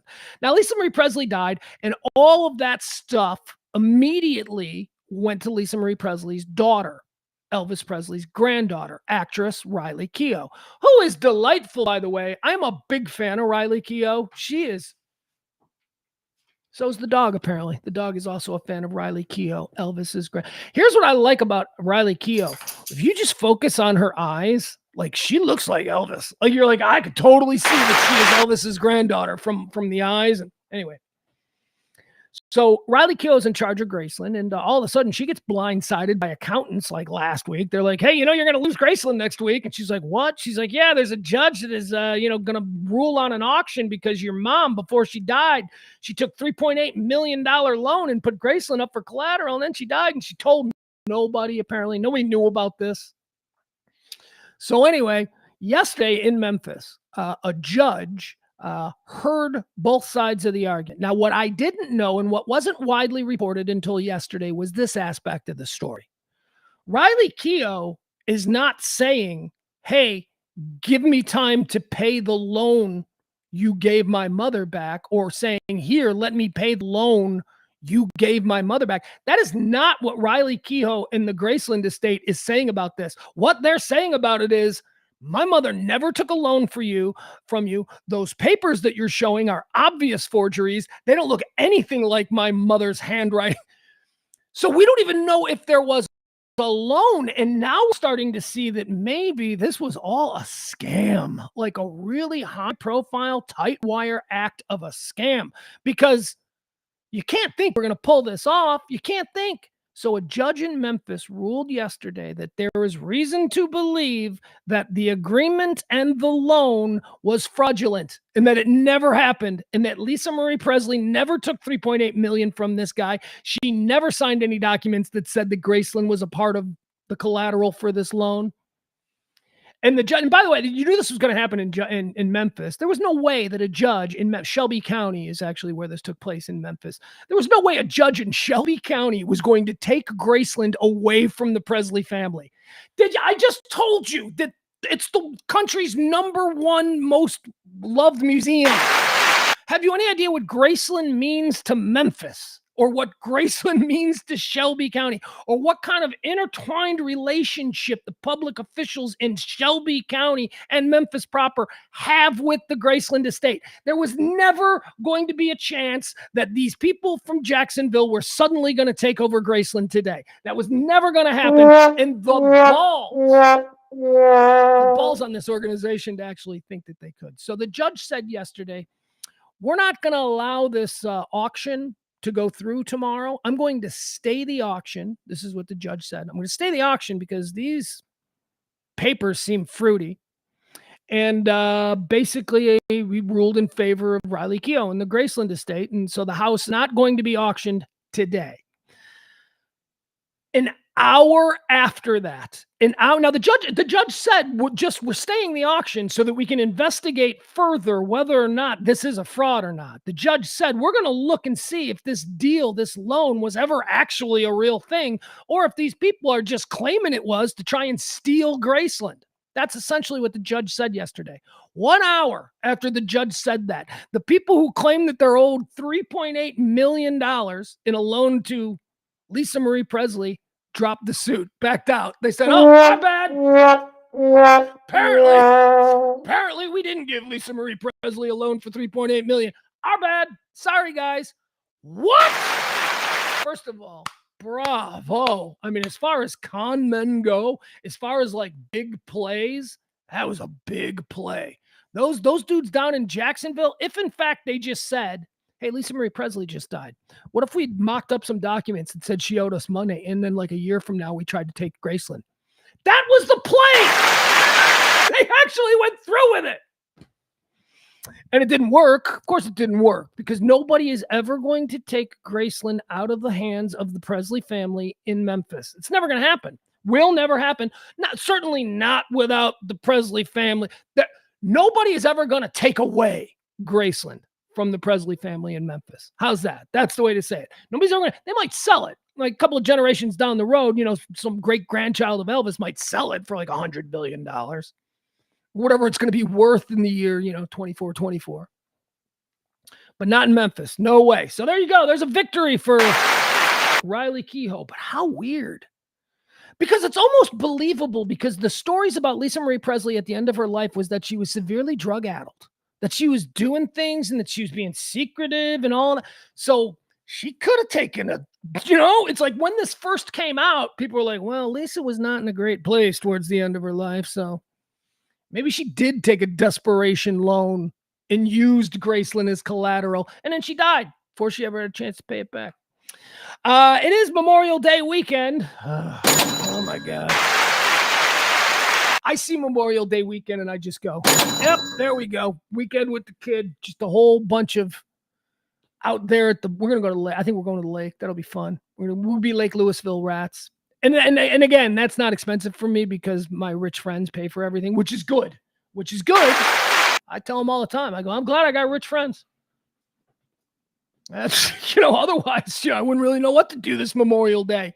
But we're going to the lake, so we're going to have fun. We're going to be out there at Lake Louisville.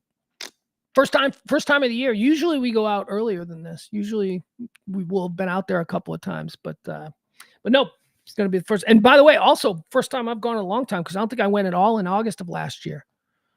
I had an ear infection that stopped me from going to the lake like the last 5 times that everybody went to the lake last year. So it's Memorial Day and we're going to have fun. But guess what? And this, I hate this. I get mad at this stupid stuff. There you go. That's another great example. The Smithsonian. You don't mention the Smithsonian, the greatest museum in America, 5 years in a row, as voted on by America, is Graceland. Not the Smithsonian. Graceland. The Jungle Room. The Jungle Room is better than anything the Smithsonian has, apparently. This weekend is going to be the busiest travel day in 14 years, ladies and gentlemen. Oh, that's right. They're ginning you up. They're going to get you all anxious as you head out for the end on Friday morning, or whatever it is, as you're in your driveway, aiming at your family to pack everything properly. You're going to be all wound up.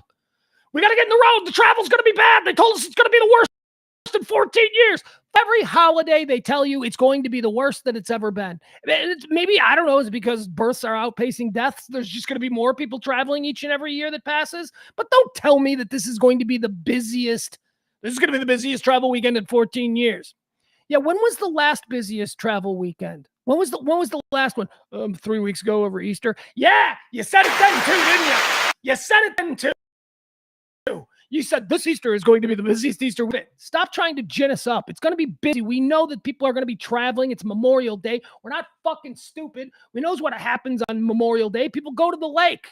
People go to summer homes. People travel to see cousins in Ohio or whatever. Of course, we know it's going to be a bad travel day. And flying. It's going to be flying too. 63%. 63% of people, they say, will travel at least 50 miles or more. Think about that. What the fuck? How is that even real? How is that number even real? 63% over the weekend will travel at least 50 miles away from their home? What? No way. You can't tell me they're like poor people who can't afford gas money. There's a lot of poor people. Anyway, I don't believe that number, but buckle up, Buttercup, because it's going to be the busiest travel weekend in 14 years.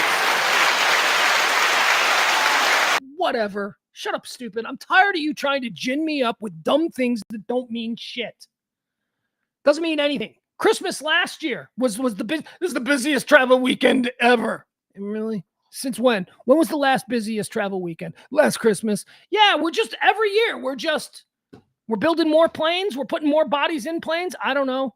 People are more cars, less carpooling. I don't know. Oregon secession. This is funny. There's 13 counties in Oregon. It's Western Oregon, or Eastern Oregon, I should say, right there on the border with Idaho. They're very conservative people, apparently, and they voted now. 13 of these conservative counties have voted. They want to secede. They want to secede from Oregon. They're asking the government of Oregon to redraw the borders so that where they live now, which is currently Oregon, will then be Idaho. And I say, whatever. Good for you. Good for you. 13 Oregon counties support moving to conservative Idaho. Crook County, Crook. It's literally called Crook County, Crook County. In Cook County, like Captain Cook or get in the kitchen and start cooking. Cook County. I was raised in Cook County, and it's always derisively referred to as Crook County. Crook County. Now come to find out there's a real Crook County. There's actually a Crook County, and it's here in Oregon, and it's one of the 13 that voted that they want to be a part of Idaho now. Well, that's, look, you little snowflake bitch. I'm sorry shit's not working out right for you. That ain't how it works. Get in your fucking car, get a U-Haul, and move over to Idaho. Ain't nobody going to redraw the boundaries because your snowflake ass got its feelings hurt. Tired of all this bullshit. It's a big waste of time.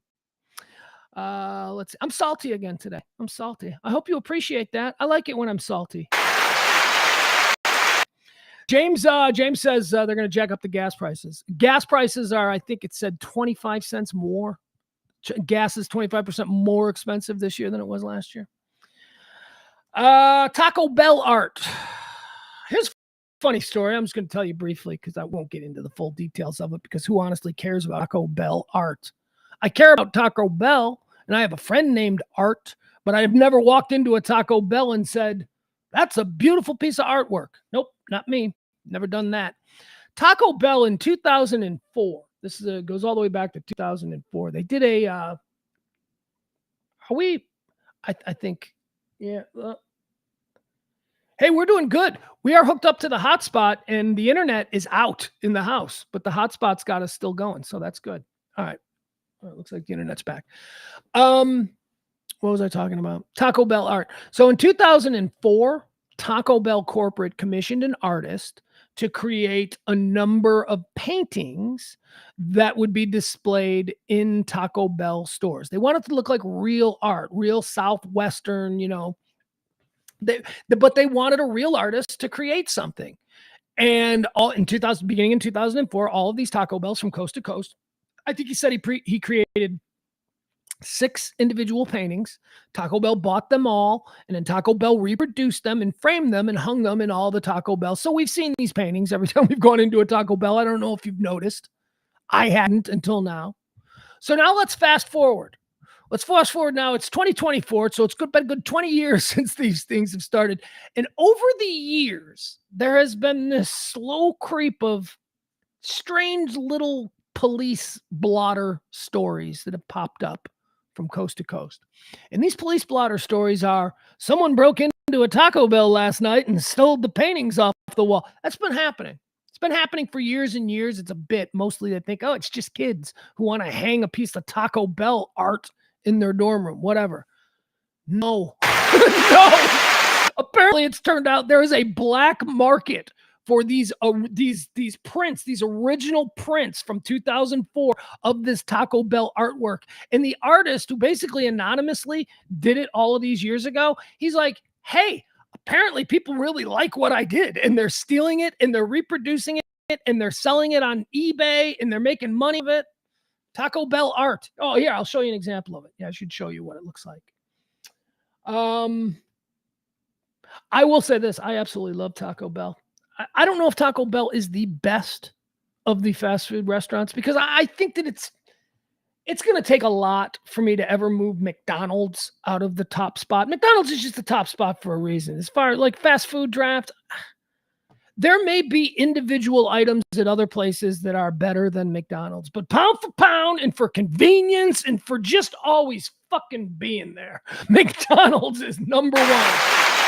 The Big Mac is amazing. The Filet-O-Fish is fantastic. You don't want to get me started on how highly I think of their work with potatoes. Everything McDonald's does with potatoes is delicious. The Egg-a-Muffin? Are you kidding me? So McDonald's is always going to be number one. The hash browns? Well, I already talked about potatoes, but you get the drift. The vanilla milkshakes. The vanilla milkshakes, and let me just leave you with this. Nobody's going to disagree with me. For some reason, science has not been able to explain this. McDonald's has the best fountain Coca-Cola of any place on the planet. McDonald's Coke just tastes better. These are all reasons why McDonald's is number one. But I will say this, Taco Bell is second. Taco Bell is second. You know, I can sing the praises of how everything in Taco Bell. Actually, Taco Bell has two flavors. That's kind of been my take on Taco Bell. My buddy E said this once, and I thought that is brilliant. He said everything at Taco Bell tastes the same, but is shaped differently. And he's right. Everything tastes the same. It's a Taco Bell flavor. It's just a flavor that Taco Bell has, and that flavor overpowers everything else. So it doesn't matter what shape it is you're eating. You're enjoying the same flavor, and it's a wonderful flavor. The flavor is really good. It's really good. So Taco Bell has two things. They have that flavor, and they have Baja Blasts. That's it. Those are the two flavors that you get at Taco Bell. And by the way, they meld perfectly. It's a wonderful thing. So let me show you these pictures of Taco Bell before my kid loves Taco Bell. That's $14 every time. Every time. He gets the same order every time. It's $14. It's like $13.87. It's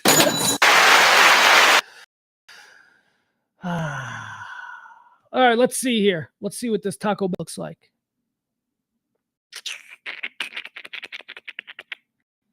Yeah. So here's what the art looks like. Okay, that's a good one. That's what the art looks like, and this is the artist. And he's like, hey, what's the deal? I'm like, people apparently really like my work. And okay, let's do. No, get away from me, pop-up. Stupid pop-up, thinking you're gonna. Yeah, and he looks like an artist who's looking to cash in. He looks like an artist who's like, well, if there's money out there, I'd sure be interested. All right, there you have it. That's him. He's the artist whose art is being stolen and has been consistently stolen 20 years. And now he's starting to get upset that he's seeing them pop up on eBay, and people are paying a lot of money for it. That's an example of one of his original paintings that adorned the walls of Taco Bells from coast to coast for 20 years. There you have it. James says Taco Casa is the same, but cheaper, and they load the cheese on you. I like that. I don't think I've ever been to Taco Casa, James. You know what I do like? I like Taco Bueno. I do. I think the burritos, the bean burritos at Taco Bueno are better than the bean burritos at Taco Bell. And here's the other thing. Like, I think it's Taco Bueno just in the south of the United States, because we don't have Taco Buenos in Illinois. And that really bums me out, because Taco Bueno is really good. I also like, what's the other one? Taco Cabana. I like Taco Cabana. Look, man, Texas has great taco chains. They have great taco restaurant chains. You know the ones I don't like, though? I don't like Fuzzy. I don't like Fuzzy Taco. I don't like that Fuzzy Taco. If I can be delicate here, that seems like white man tacos, if I'm being honest. It just seems like, you know, and they're okay. They're fine. They're delicious, but they're not awesome. The awesome tacos are like, who do I think has the best taco? Okay, you know whose tacos I really love? All right, if we're going to get in the weeds on tacos, what the good taco chains are, the ones that I really love, I can eat 20 Rusty tacos. I love Rusty Taco. I can eat 20 of them. And unfortunately, they're all like $4. So I'm never going to get the opportunity to eat 20 of them. That's the problem. Rusty Taco are small and they're expensive. And I can eat 20 of them. I just can't afford to eat 20 of them. I like Rusty Taco. Jeff says, I don't like Fuzzy Tacos either. Clean shaved. See what he's doing? He's making a joke. He's making a vagina joke. Good for you, Jeff. Frank Smith says, lots of great taco places in Texas. That's for darn sure. Dustin says, James is right on about Taco Casa. I love that taco light with the fried flour taco shell. I've never been to Taco Casa. Okay, my man Dustin and James, I'm going to try Taco Casa. I'll try it. What else do I like, though? There's like a bunch of, there's so many good. There is this funky, sketchy gas station that is kitty corner from Love Field on Mockingbird at, I guess it's like a Lemon. I guess that's Mockingbird. Yeah, of course it's Lemon. Yeah. So basically, if you know where the Popeye's chicken is there. It's right across the street from the Popeye's chicken. In fact, I think it's a Murphy's. Like, I don't even know what a Murphy's gas station is, but for some reason I think it says Murphy's. There is a woman with a bucket. There's a woman with a bucket who sits out in front of that gas station, and she sells street tacos. She sells them for $1 a piece, and they are amazing. I don't even care if I'm eating cat or pigeon or whatever. It doesn't matter. That woman can make a taco, and she sells them out of a bucket in front of a sketchy gas station, and it's delicious. Turn to my 15-year-old son from time to time, and I say, bucket tacos? And he's like, I can do some bucket tacos. And we just drive on up there, and we get us some bucket tacos. All right, there you have it. That's the story about Taco Bell art. What a world. What a world. James, okay, this is good. James mentions Fuel City. Fuel City street tacos are really good too, James says. You are not alone. I have got to tell you, everybody raves about Fuel City tacos. Now, for those of you who don't know what Fuel City tacos are, it's a gas station. Fuel City is a gas station. And they make tacos, and it's very well known here in North Texas, Dallas area, that Fuel City, if you need some gas, you should also get some really kick-ass tacos. Everybody says it. Never had it. Dying to try these Fuel City tacos. But I don't know where there's a Fuel City. I think there's a Fuel City just south of like Lou Sterrett, right? Is there like a Fuel City over by the county jail? I think there's a Fuel City there. And I don't want to go there. And that's scary. That's scary part of town. Yeah, but earlier you said you're a white man. You should feel comfortable going anywhere. I'm a white man. I should feel comfortable going anywhere I already want to go. If it's a place I already want, then certainly there's places I shouldn't feel comfortable going. Like prison, like a prison yard. I shouldn't feel comfortable there. But Fuel City. I'd like to go to Fuel City.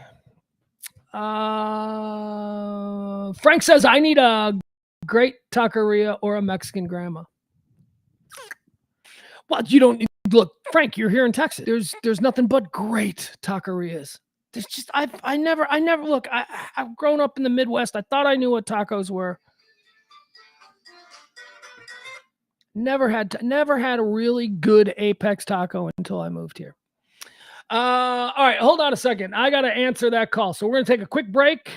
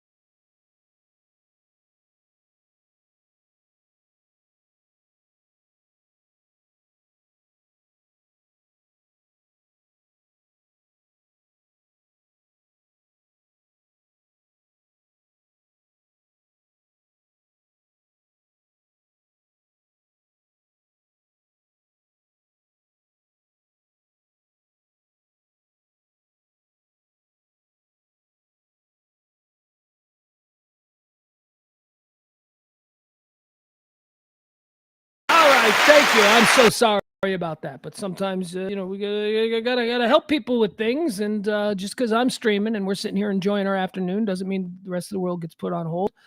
Where are we? What are we doing? Oh, that's right, we're doing almost at the end of the show anyway. Although we're not almost out of stuff. I still got stuff I got to talk about here. Although I'm going to skip that, so we're not going to talk about that. I got a story. For some reason, I don't know why I placed a story about the economy here at the end of the show. I don't like to do that. Shut up, dog. Hear the dog? The dog is like, I want to go outside. Oh, by the way, also, can we check in on this as we are here? This amazing, we're right on the cusp, the eve of Memorial Day weekend. So, we should all get a little bit relaxed. End of school. Maybe it's the end of school where you are. I know my kid is done with school tomorrow. What's going on with the weather? I don't know what is going on with it. It never rained. Oh my God. Since Sunday. Do you know what it said on Sunday? On Sunday, it said, prepare for a wet week. It's going to be rain. It's going to be thunderstorms all day. Every single day this week, it was supposed to rain. It was supposed to rain buckets. It was supposed to be severe storms. Wake up every day. My phone says, expect severe storms. Nothing. Nothing. No rain. Rained a little. Severe storms? I don't think so. So what is the latest here? No storms yesterday. Oh, it says, look, it says right here. Okay, here we go. Oh, look at this. Here, we'll just let you see this. Come on. All right. Can you read that? I don't know if you can read it. It says 87 degrees, and then it says some severe storms tonight continue into tomorrow. Wrong. There will be no storms tonight. They will not continue tomorrow.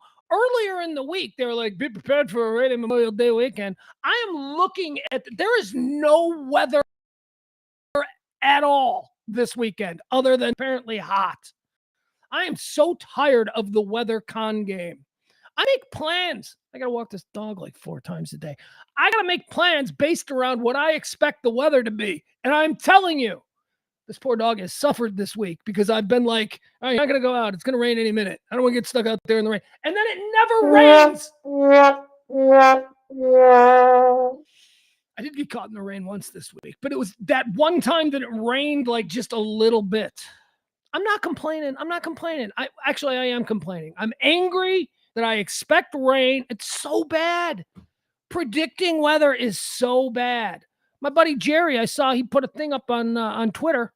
His backyard, he's up there in the colony. He got golf ball sized hail. Gigantic. He's in his backyard and he's like, look at my backyard. I'm like, God, you're like 15 miles away from me and I've got nothing. I've got sunny skies. Weather schmether. Leslie says it stormed yesterday. Where? Not here. Not in Dallas. Not in central Dallas. Didn't rain at all. I mean, it did. It drizzled. Here's the thing what's so frustrating. It has looked for the past 3 days. It has looked like it has been trying so hard to thunderstorm. Even saw lightning and stuff, but never any rain. We never got the actual thunderstorm. We just got shitty gray weather. Humid, hot. So hot. Not today, though. Today's beautiful. Today is absolutely gorgeous.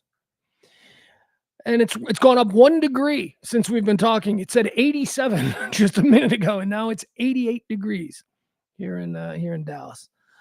This weekend. So here's what's going to say about this weekend, this Memorial Day weekend. Let's see. Today, still giving us the thunderstorm icon. They're still gonna hope. That's it. It's their last chance to get this rain right. Predict a little bit of thunderstorms today, which will not come. They will not come. There will be no thunderstorms. Tomorrow, sunny, high of 91, low of 73. Friday, sunny, high of 91, low of 76. Sunday, sunny, high of 95, low of 72. And on Monday, Memorial Day, sunny. I mean, like completely sunny, not even a cloud icon anywhere. Completely sunny, high of 92. Low of 69 for Memorial Day. So it's going to be a nice weekend. That's lake weather. That is all. Get your ass out there. It's beautiful. That's going to be great. James says if it rains here in northern NoCo. Is it northern Colorado? Yeah. I thought maybe that was northern California, but no, I'm like, wait, no, huh? What? All right, let's keep moving. Very sad day for fans of the band Train. So, both of you are probably upset. Oh, that was a kick in the nuts to the band Train. And I shouldn't kick the band Train in the nuts. The band Train has done my radio show, Pugs and Kelly, many times. Pat Monahan was a semi-regular. Train is one of those bands that it's easy to make fun of, but then when you meet Pat Monahan, you're like, oh, he's such a nice, normal guy. Not like a rock star at all, just like a normal dude. Train is in the news because unfortunately one of the members of Train died yesterday. He's 58 years old, which sucks. And I'll tell you what sucks even more is how he died. But also kind of cool. I mean, it's kind of cool. This is how, if you got to die, you're a rock star. Listen to the life that he was leading. Okay. Oh, shit. Fuck. I got to get better at this. Yeah, there it is. Sorry, I hit the wrong. Is it this one? There it is. I had the wrong story. All right, you can settle down, dog. There is no reason for you to just have a zoomies fit. The dog, just for no reason, she woke up from a nap, did zoomies, and is now laying back down again. Founding member of Hit 90. Really? Clearing your throat? What are you, a cat? Come here. You want to say hi to people? Come here. Nah, we're going to talk about a sad passing. Founding members of Hit 90s band Train dies aged 58. Here's how he died. So first of all, if you remember all the dudes in Train, all the dudes in Train were good-looking dudes. They were all and thin and that they were that band, okay? They were all good. So this is a really good-looking dude. 58-year-old good-looking dude played bass in Train. Now you're probably like, that ain't cool. Fuck you. It's cooler what you or I do for a living. Could you imagine what the 58-year-old bassist in Train, what his Monday through Friday is like? Like a retired pro athlete. Train made money, y'all. Leslie's back in the atmosphere with drops of Jupiter in her hair. They made money. Train's got money. Hey, soul sister. Train's got money. Dude's 58 years old. He's a bassist for Train. Maybe they go out on tour over the summer, play some festivals, whatever. But the dude's got money. He's 58 years old. He's good looking. He's in Train. Apparently he's not married or anything like that. He's just kind of trucking around because here's how we know this. He was just house sitting for a friend in Brussels. Okay, another cool thing. Do you have a friend in Brussels? I don't either. He does. Just the mere fact that you have a friend in Brussels who, when they travel, they're like, hey, you want to come stay at my home in Brussels while we travel? Just that's like a thing that's in your life. Means that you have a way more interesting life than I do. And you're doing pretty good. Bass player for Train. So he's over there. He's staying at these people's house in Brussels, his friends. And apparently at some point during the trip, I mean, first of all, just to go to Brussels, just to be like, so yeah, I'm going to go to Brussels and I'm going to spend a week there. Obviously, money's not an object. Obviously, a plane ticket isn't an object or anything like that. And it shouldn't be because he's got Train money. He's got, hey, soul sister. Now stop it. Stop being an absolutist. I'm not comparing him to members of the Rolling Stone. I'm comparing him to you and me. He's a rich guy.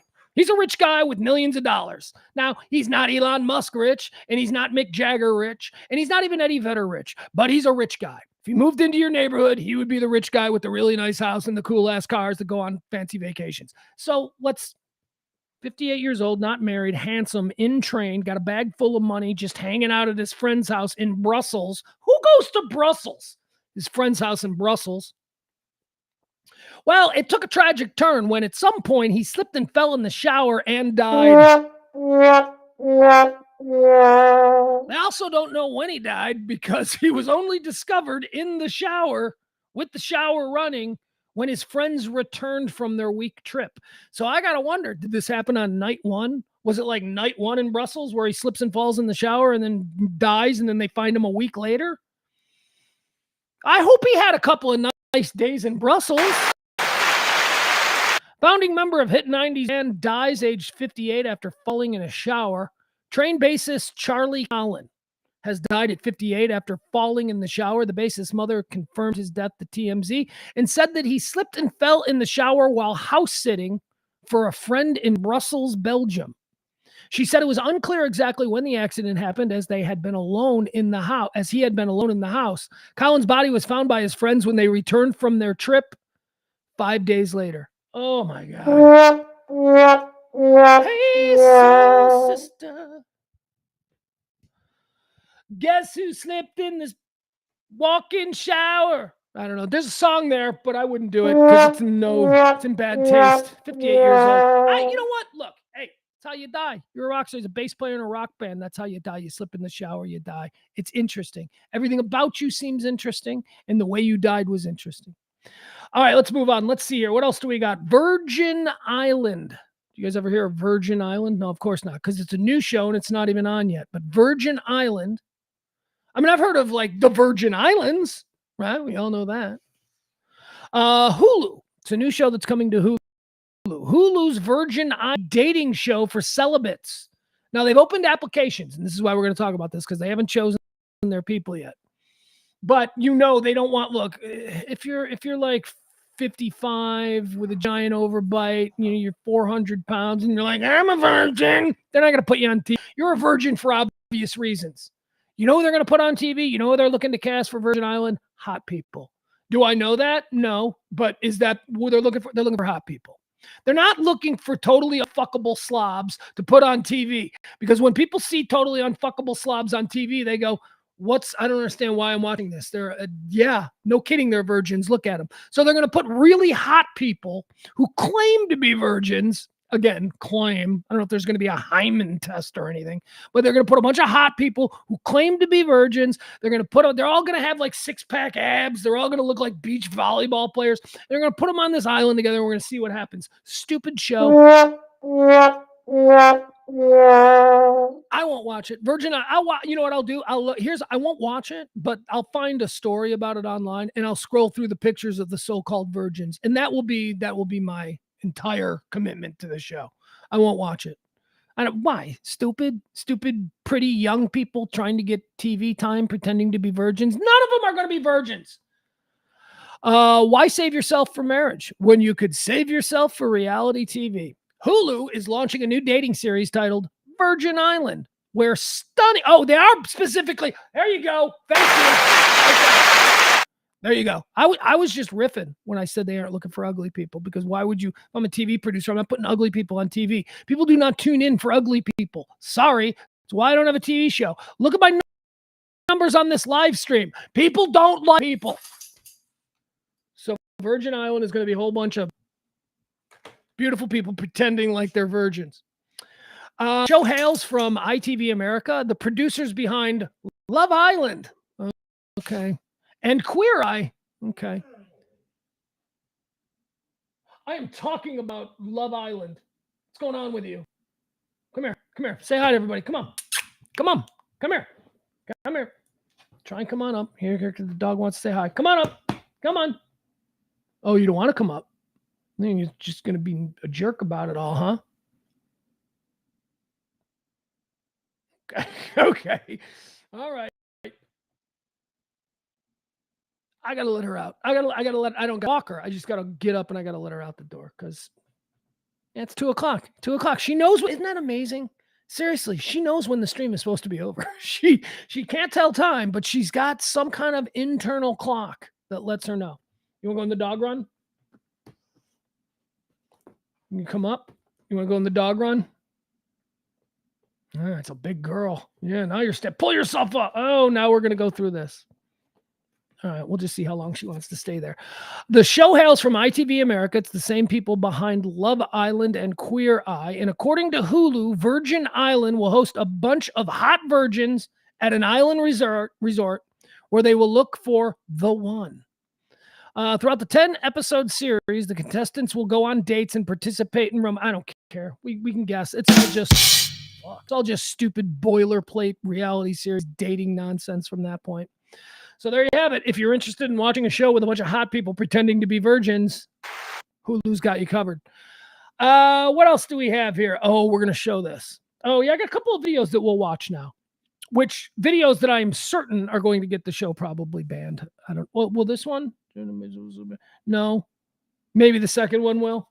I don't know. Not banned because I'm evil, but banned because I think one of them might have music that YouTube and Facebook will be like, you don't have permission to play that music. I know. They bother me too. Say hi to everybody.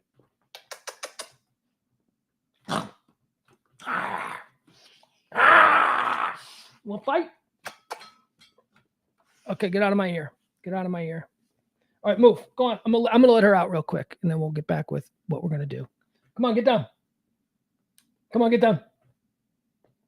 Come on, get down.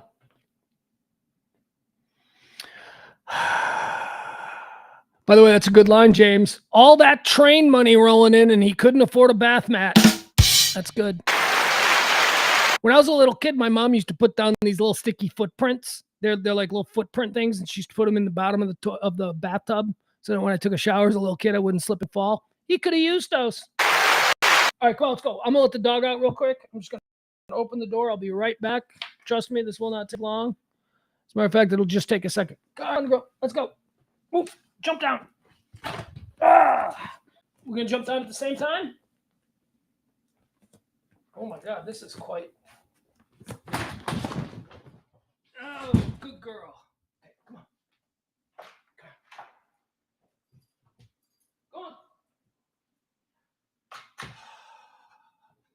All right. Boom. Now we're back. I just had to let her out. She's going to go hang out in the dog run and bark at UPS guys now for a few minutes.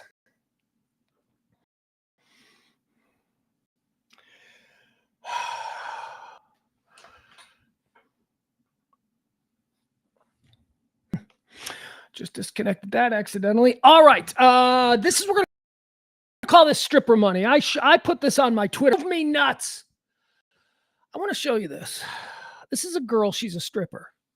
She made a viral video. And this is every night for a week after her shift. She's a stripper.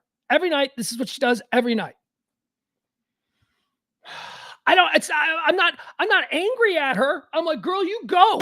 You go. But I just can't believe that, like, well, watch this. Watch this girl. Call her out. Call this segment stripper money. It's unbelievable. Gosh darn it. Yep, there we go. Okay. All right, let's watch this. And then I have some commentary that I'd like to share on this. Again, this is a woman. Well, she's going to tell you. So here you go. Let her tell it. And boop, boop. Here we go. All right, she's going to explain it to you. Let's watch. Here's a stripper. This is called stripper money. How much I make in a week as a Miami stripper. Today is Tuesday. I never work Tuesdays, but this is the start of my work week, and I made $1,650. Tuesday!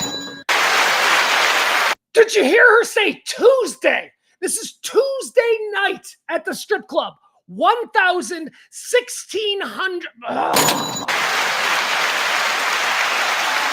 I mean, it's just, people. Do you know what that amount of money would do for me right now? That amount of money would radically change my life for the next 2 months. On a Tuesday, it's what she made on a Tuesday. Okay, so I'm leaving work. Tonight is Wednesday, and I made $3,830. $1,830 on a Wednesday, on a hump day, as a stripper in my. Now, remember, the night before, she made $1,600. So what do we? I can't even do the math. Thankfully, she can do it for us at the end. Woohoo! It's definitely a good night. Okay, so it's Thursday now, but I worked last night, Wednesday, and I made $3,274. Another $3,000. Now Thursday, I understand that. Thursdays, it's the start of the weekend. I get it. Chronic alcoholics and people who are just severely immature about their partying, they go out on Thursday nights. So you'd expect them.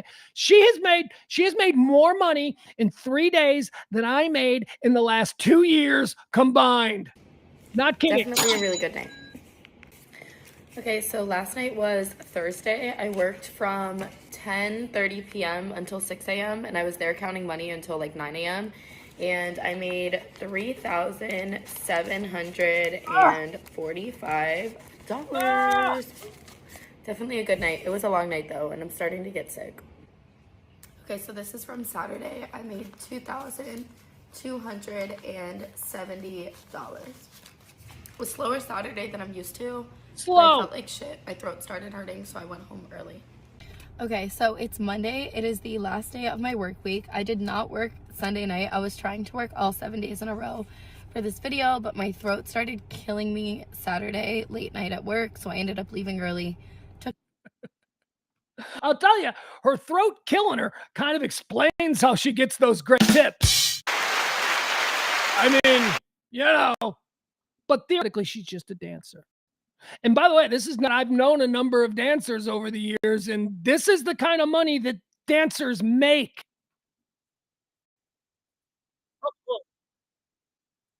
Last night of my work week, I worked Monday and I made $1,018. Definitely not as good of a night as my usual Mondays, but I'm very happy I made something. It was a slow night in the club, and yeah, I'll never say no to $1,000. So. Okay, so out of the past week, out of the past 7 days, I worked 6 nights, and my grand total for 6 nights of work at my club was $15,787. I'm super happy with that amount of money. Obviously, that's a crazy amount of money to make in a week. It is certainly not my best week, but it is certainly not my worst week either. And all right, you know what? Seriously, get out of here. Not your best. It's not my best week. 6 strippers. That's when you hear the phrase stripper money. That's what they're talking about. God, I mean, I can't fathom. Now, well, you can't do that for 30 years. Yeah, you can. Yeah, you can. I know women in this city who are been stripping for 20, 25, 30 years. They got big giant houses in South Lake because it's all cash. Yeah, you can. You can if you do it right. If you do, you can't. You know how you can't strip for 30 years if every night you're doing blow and hustle and beat. You can't do that. But if you are a real, serious, professional stripper that doesn't fuck around with the guys, that just goes in and does shift and works everybody like the stool they are, yeah, you can make really good money. That just is so... I can't find the right word. It's not upsetting because I don't begrudge them. I'm like, yeah, girl, get your money. Get your money from dumbass sad guys who are going to be like, oh, I think she really likes me. No, she doesn't. She doesn't really like you. She likes you keep pulling out $100 bills. And by the way, $100 bills, what the fuck? Can I just get a couple of these perverts listening to this stream? Because I'll tell you, I have...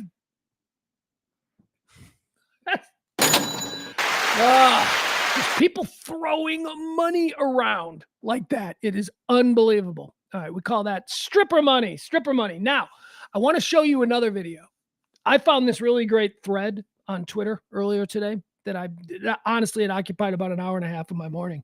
Once I found it, I was like, oh, I got to keep reading this. I got to keep reading this. It was a thread that somebody put together of like the greatest advertisements of all time. If you follow me on Twitter, Pugs Moran, you can find it. It's in there. It's something that I just tweeted out, but it's a thread of just these incredibly good advertisements.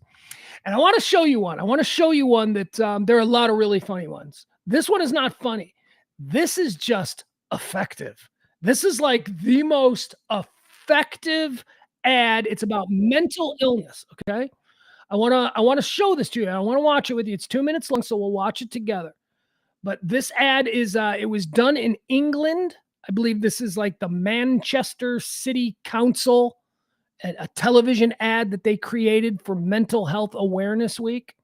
And, you know, it's about, basically it's suicide prevention. You know, we always have that suicide prevention thing.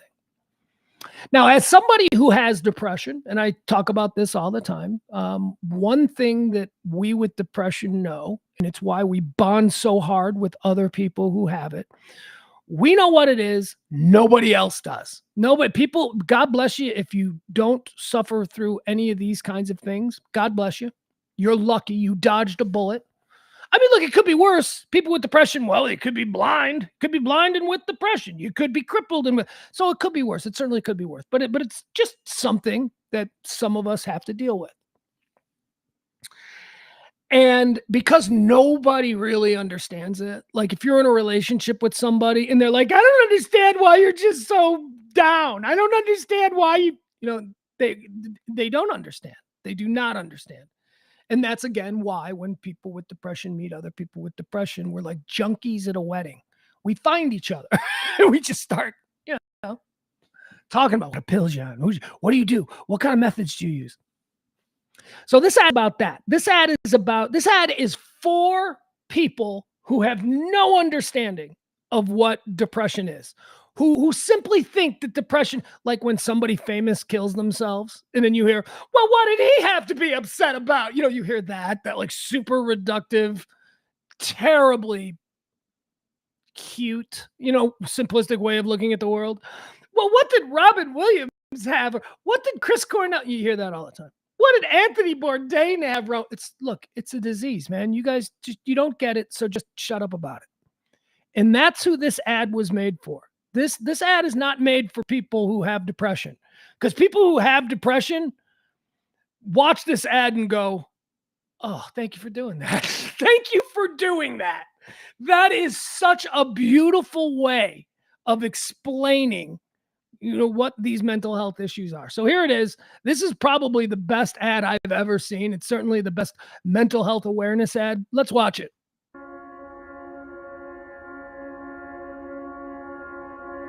Oh, wow. How are you doing? You good? Oh, sorry. Thank you. How you doing? God, it's exciting, isn't it? Hey?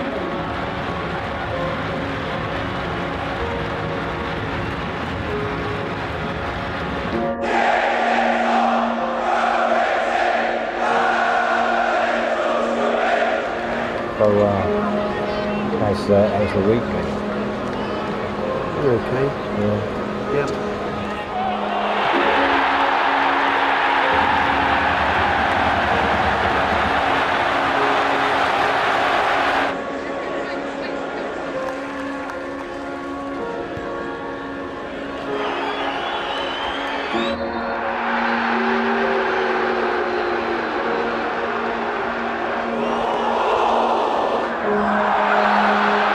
I hope things are better outside of the football.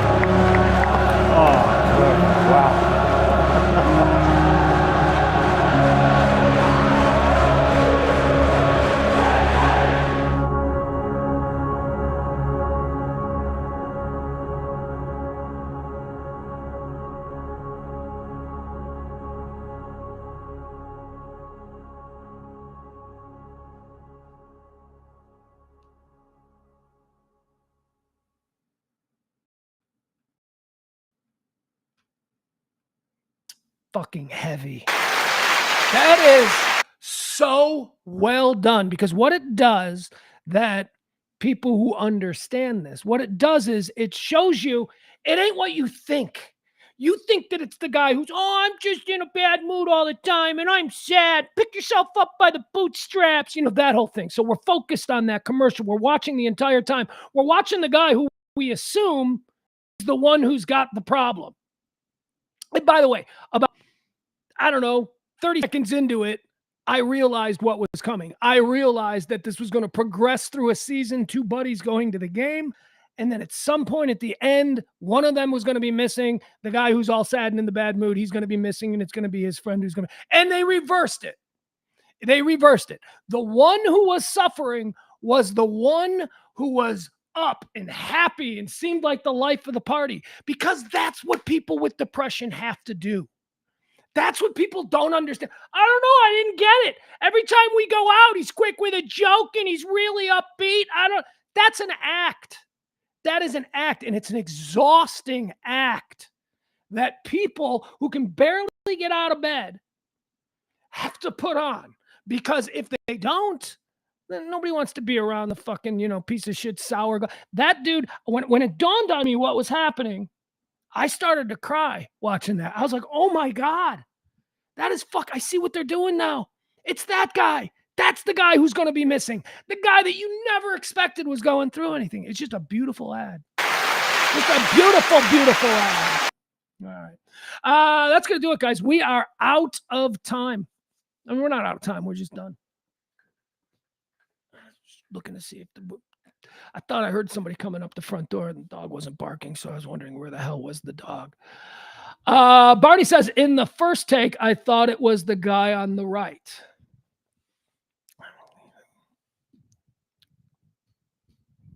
It's a great ad. It's a terrific ad.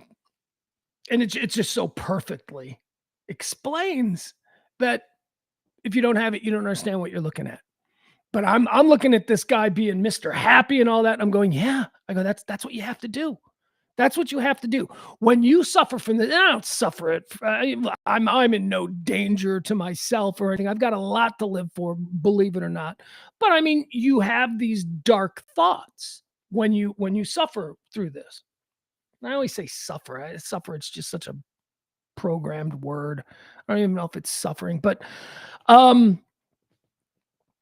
just the idea that they took the guy who was obviously forcing his emotional state, the guy who was like, I'm in a good mood. This is going to be fun. Yeah, we are going to have fun.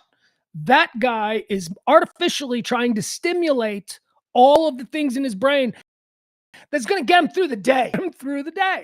And the other guy who we're all looking at going, oh, look at that damn guy. He's obviously not. I don't know. I love that ad. I just really, really love that ad. All right. We're done. Tomorrow's show. Oh God. 70% chance it's going to be fine. It may be delayed. We may have to go out to the boat docks early in the morning and do some work out there. So we may be doing like a 1 o'clock, 2 o'clock show, although it can't be much later than that because I have to pick my kid up early from school tomorrow because it's his last day. So we'll figure it out. But right now, I think we're looking at 70% likely that we will do a regular show Monday. Now, isn't this interesting, right? Memorial Day weekend. I can't take 2 shows off. We do this show on tips. Can't take 2 shows off. So I'm thinking maybe I'll do a show on Monday. Maybe we won't go out to the lake or we'll go out there afterwards or something. But I can't, if I miss a show tomorrow, which again, I don't think I'm going to. Well, man, there's a possibility I could miss a Friday and a Monday show. And the way we do this, that doesn't work. That is not good. So anyway, we'll have more detail on that. Hope you guys have a great night. Mavericks won last night. How exciting was that game? How exciting. I don't want to do a whole bunch of sports. And if I start doing sports, I'll never stop doing sports. So I didn't even mention the Mavericks. But man, was that an exciting game last night? You got to feel good about that. Back and forth, bare knuckle fist fight up there in Minnesota. Tonight, the Stars are here in town.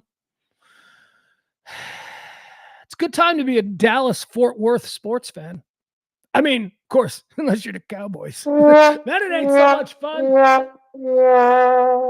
Oh, by the way, speaking of the Cowboys, so you want to hear what a weird guy I am?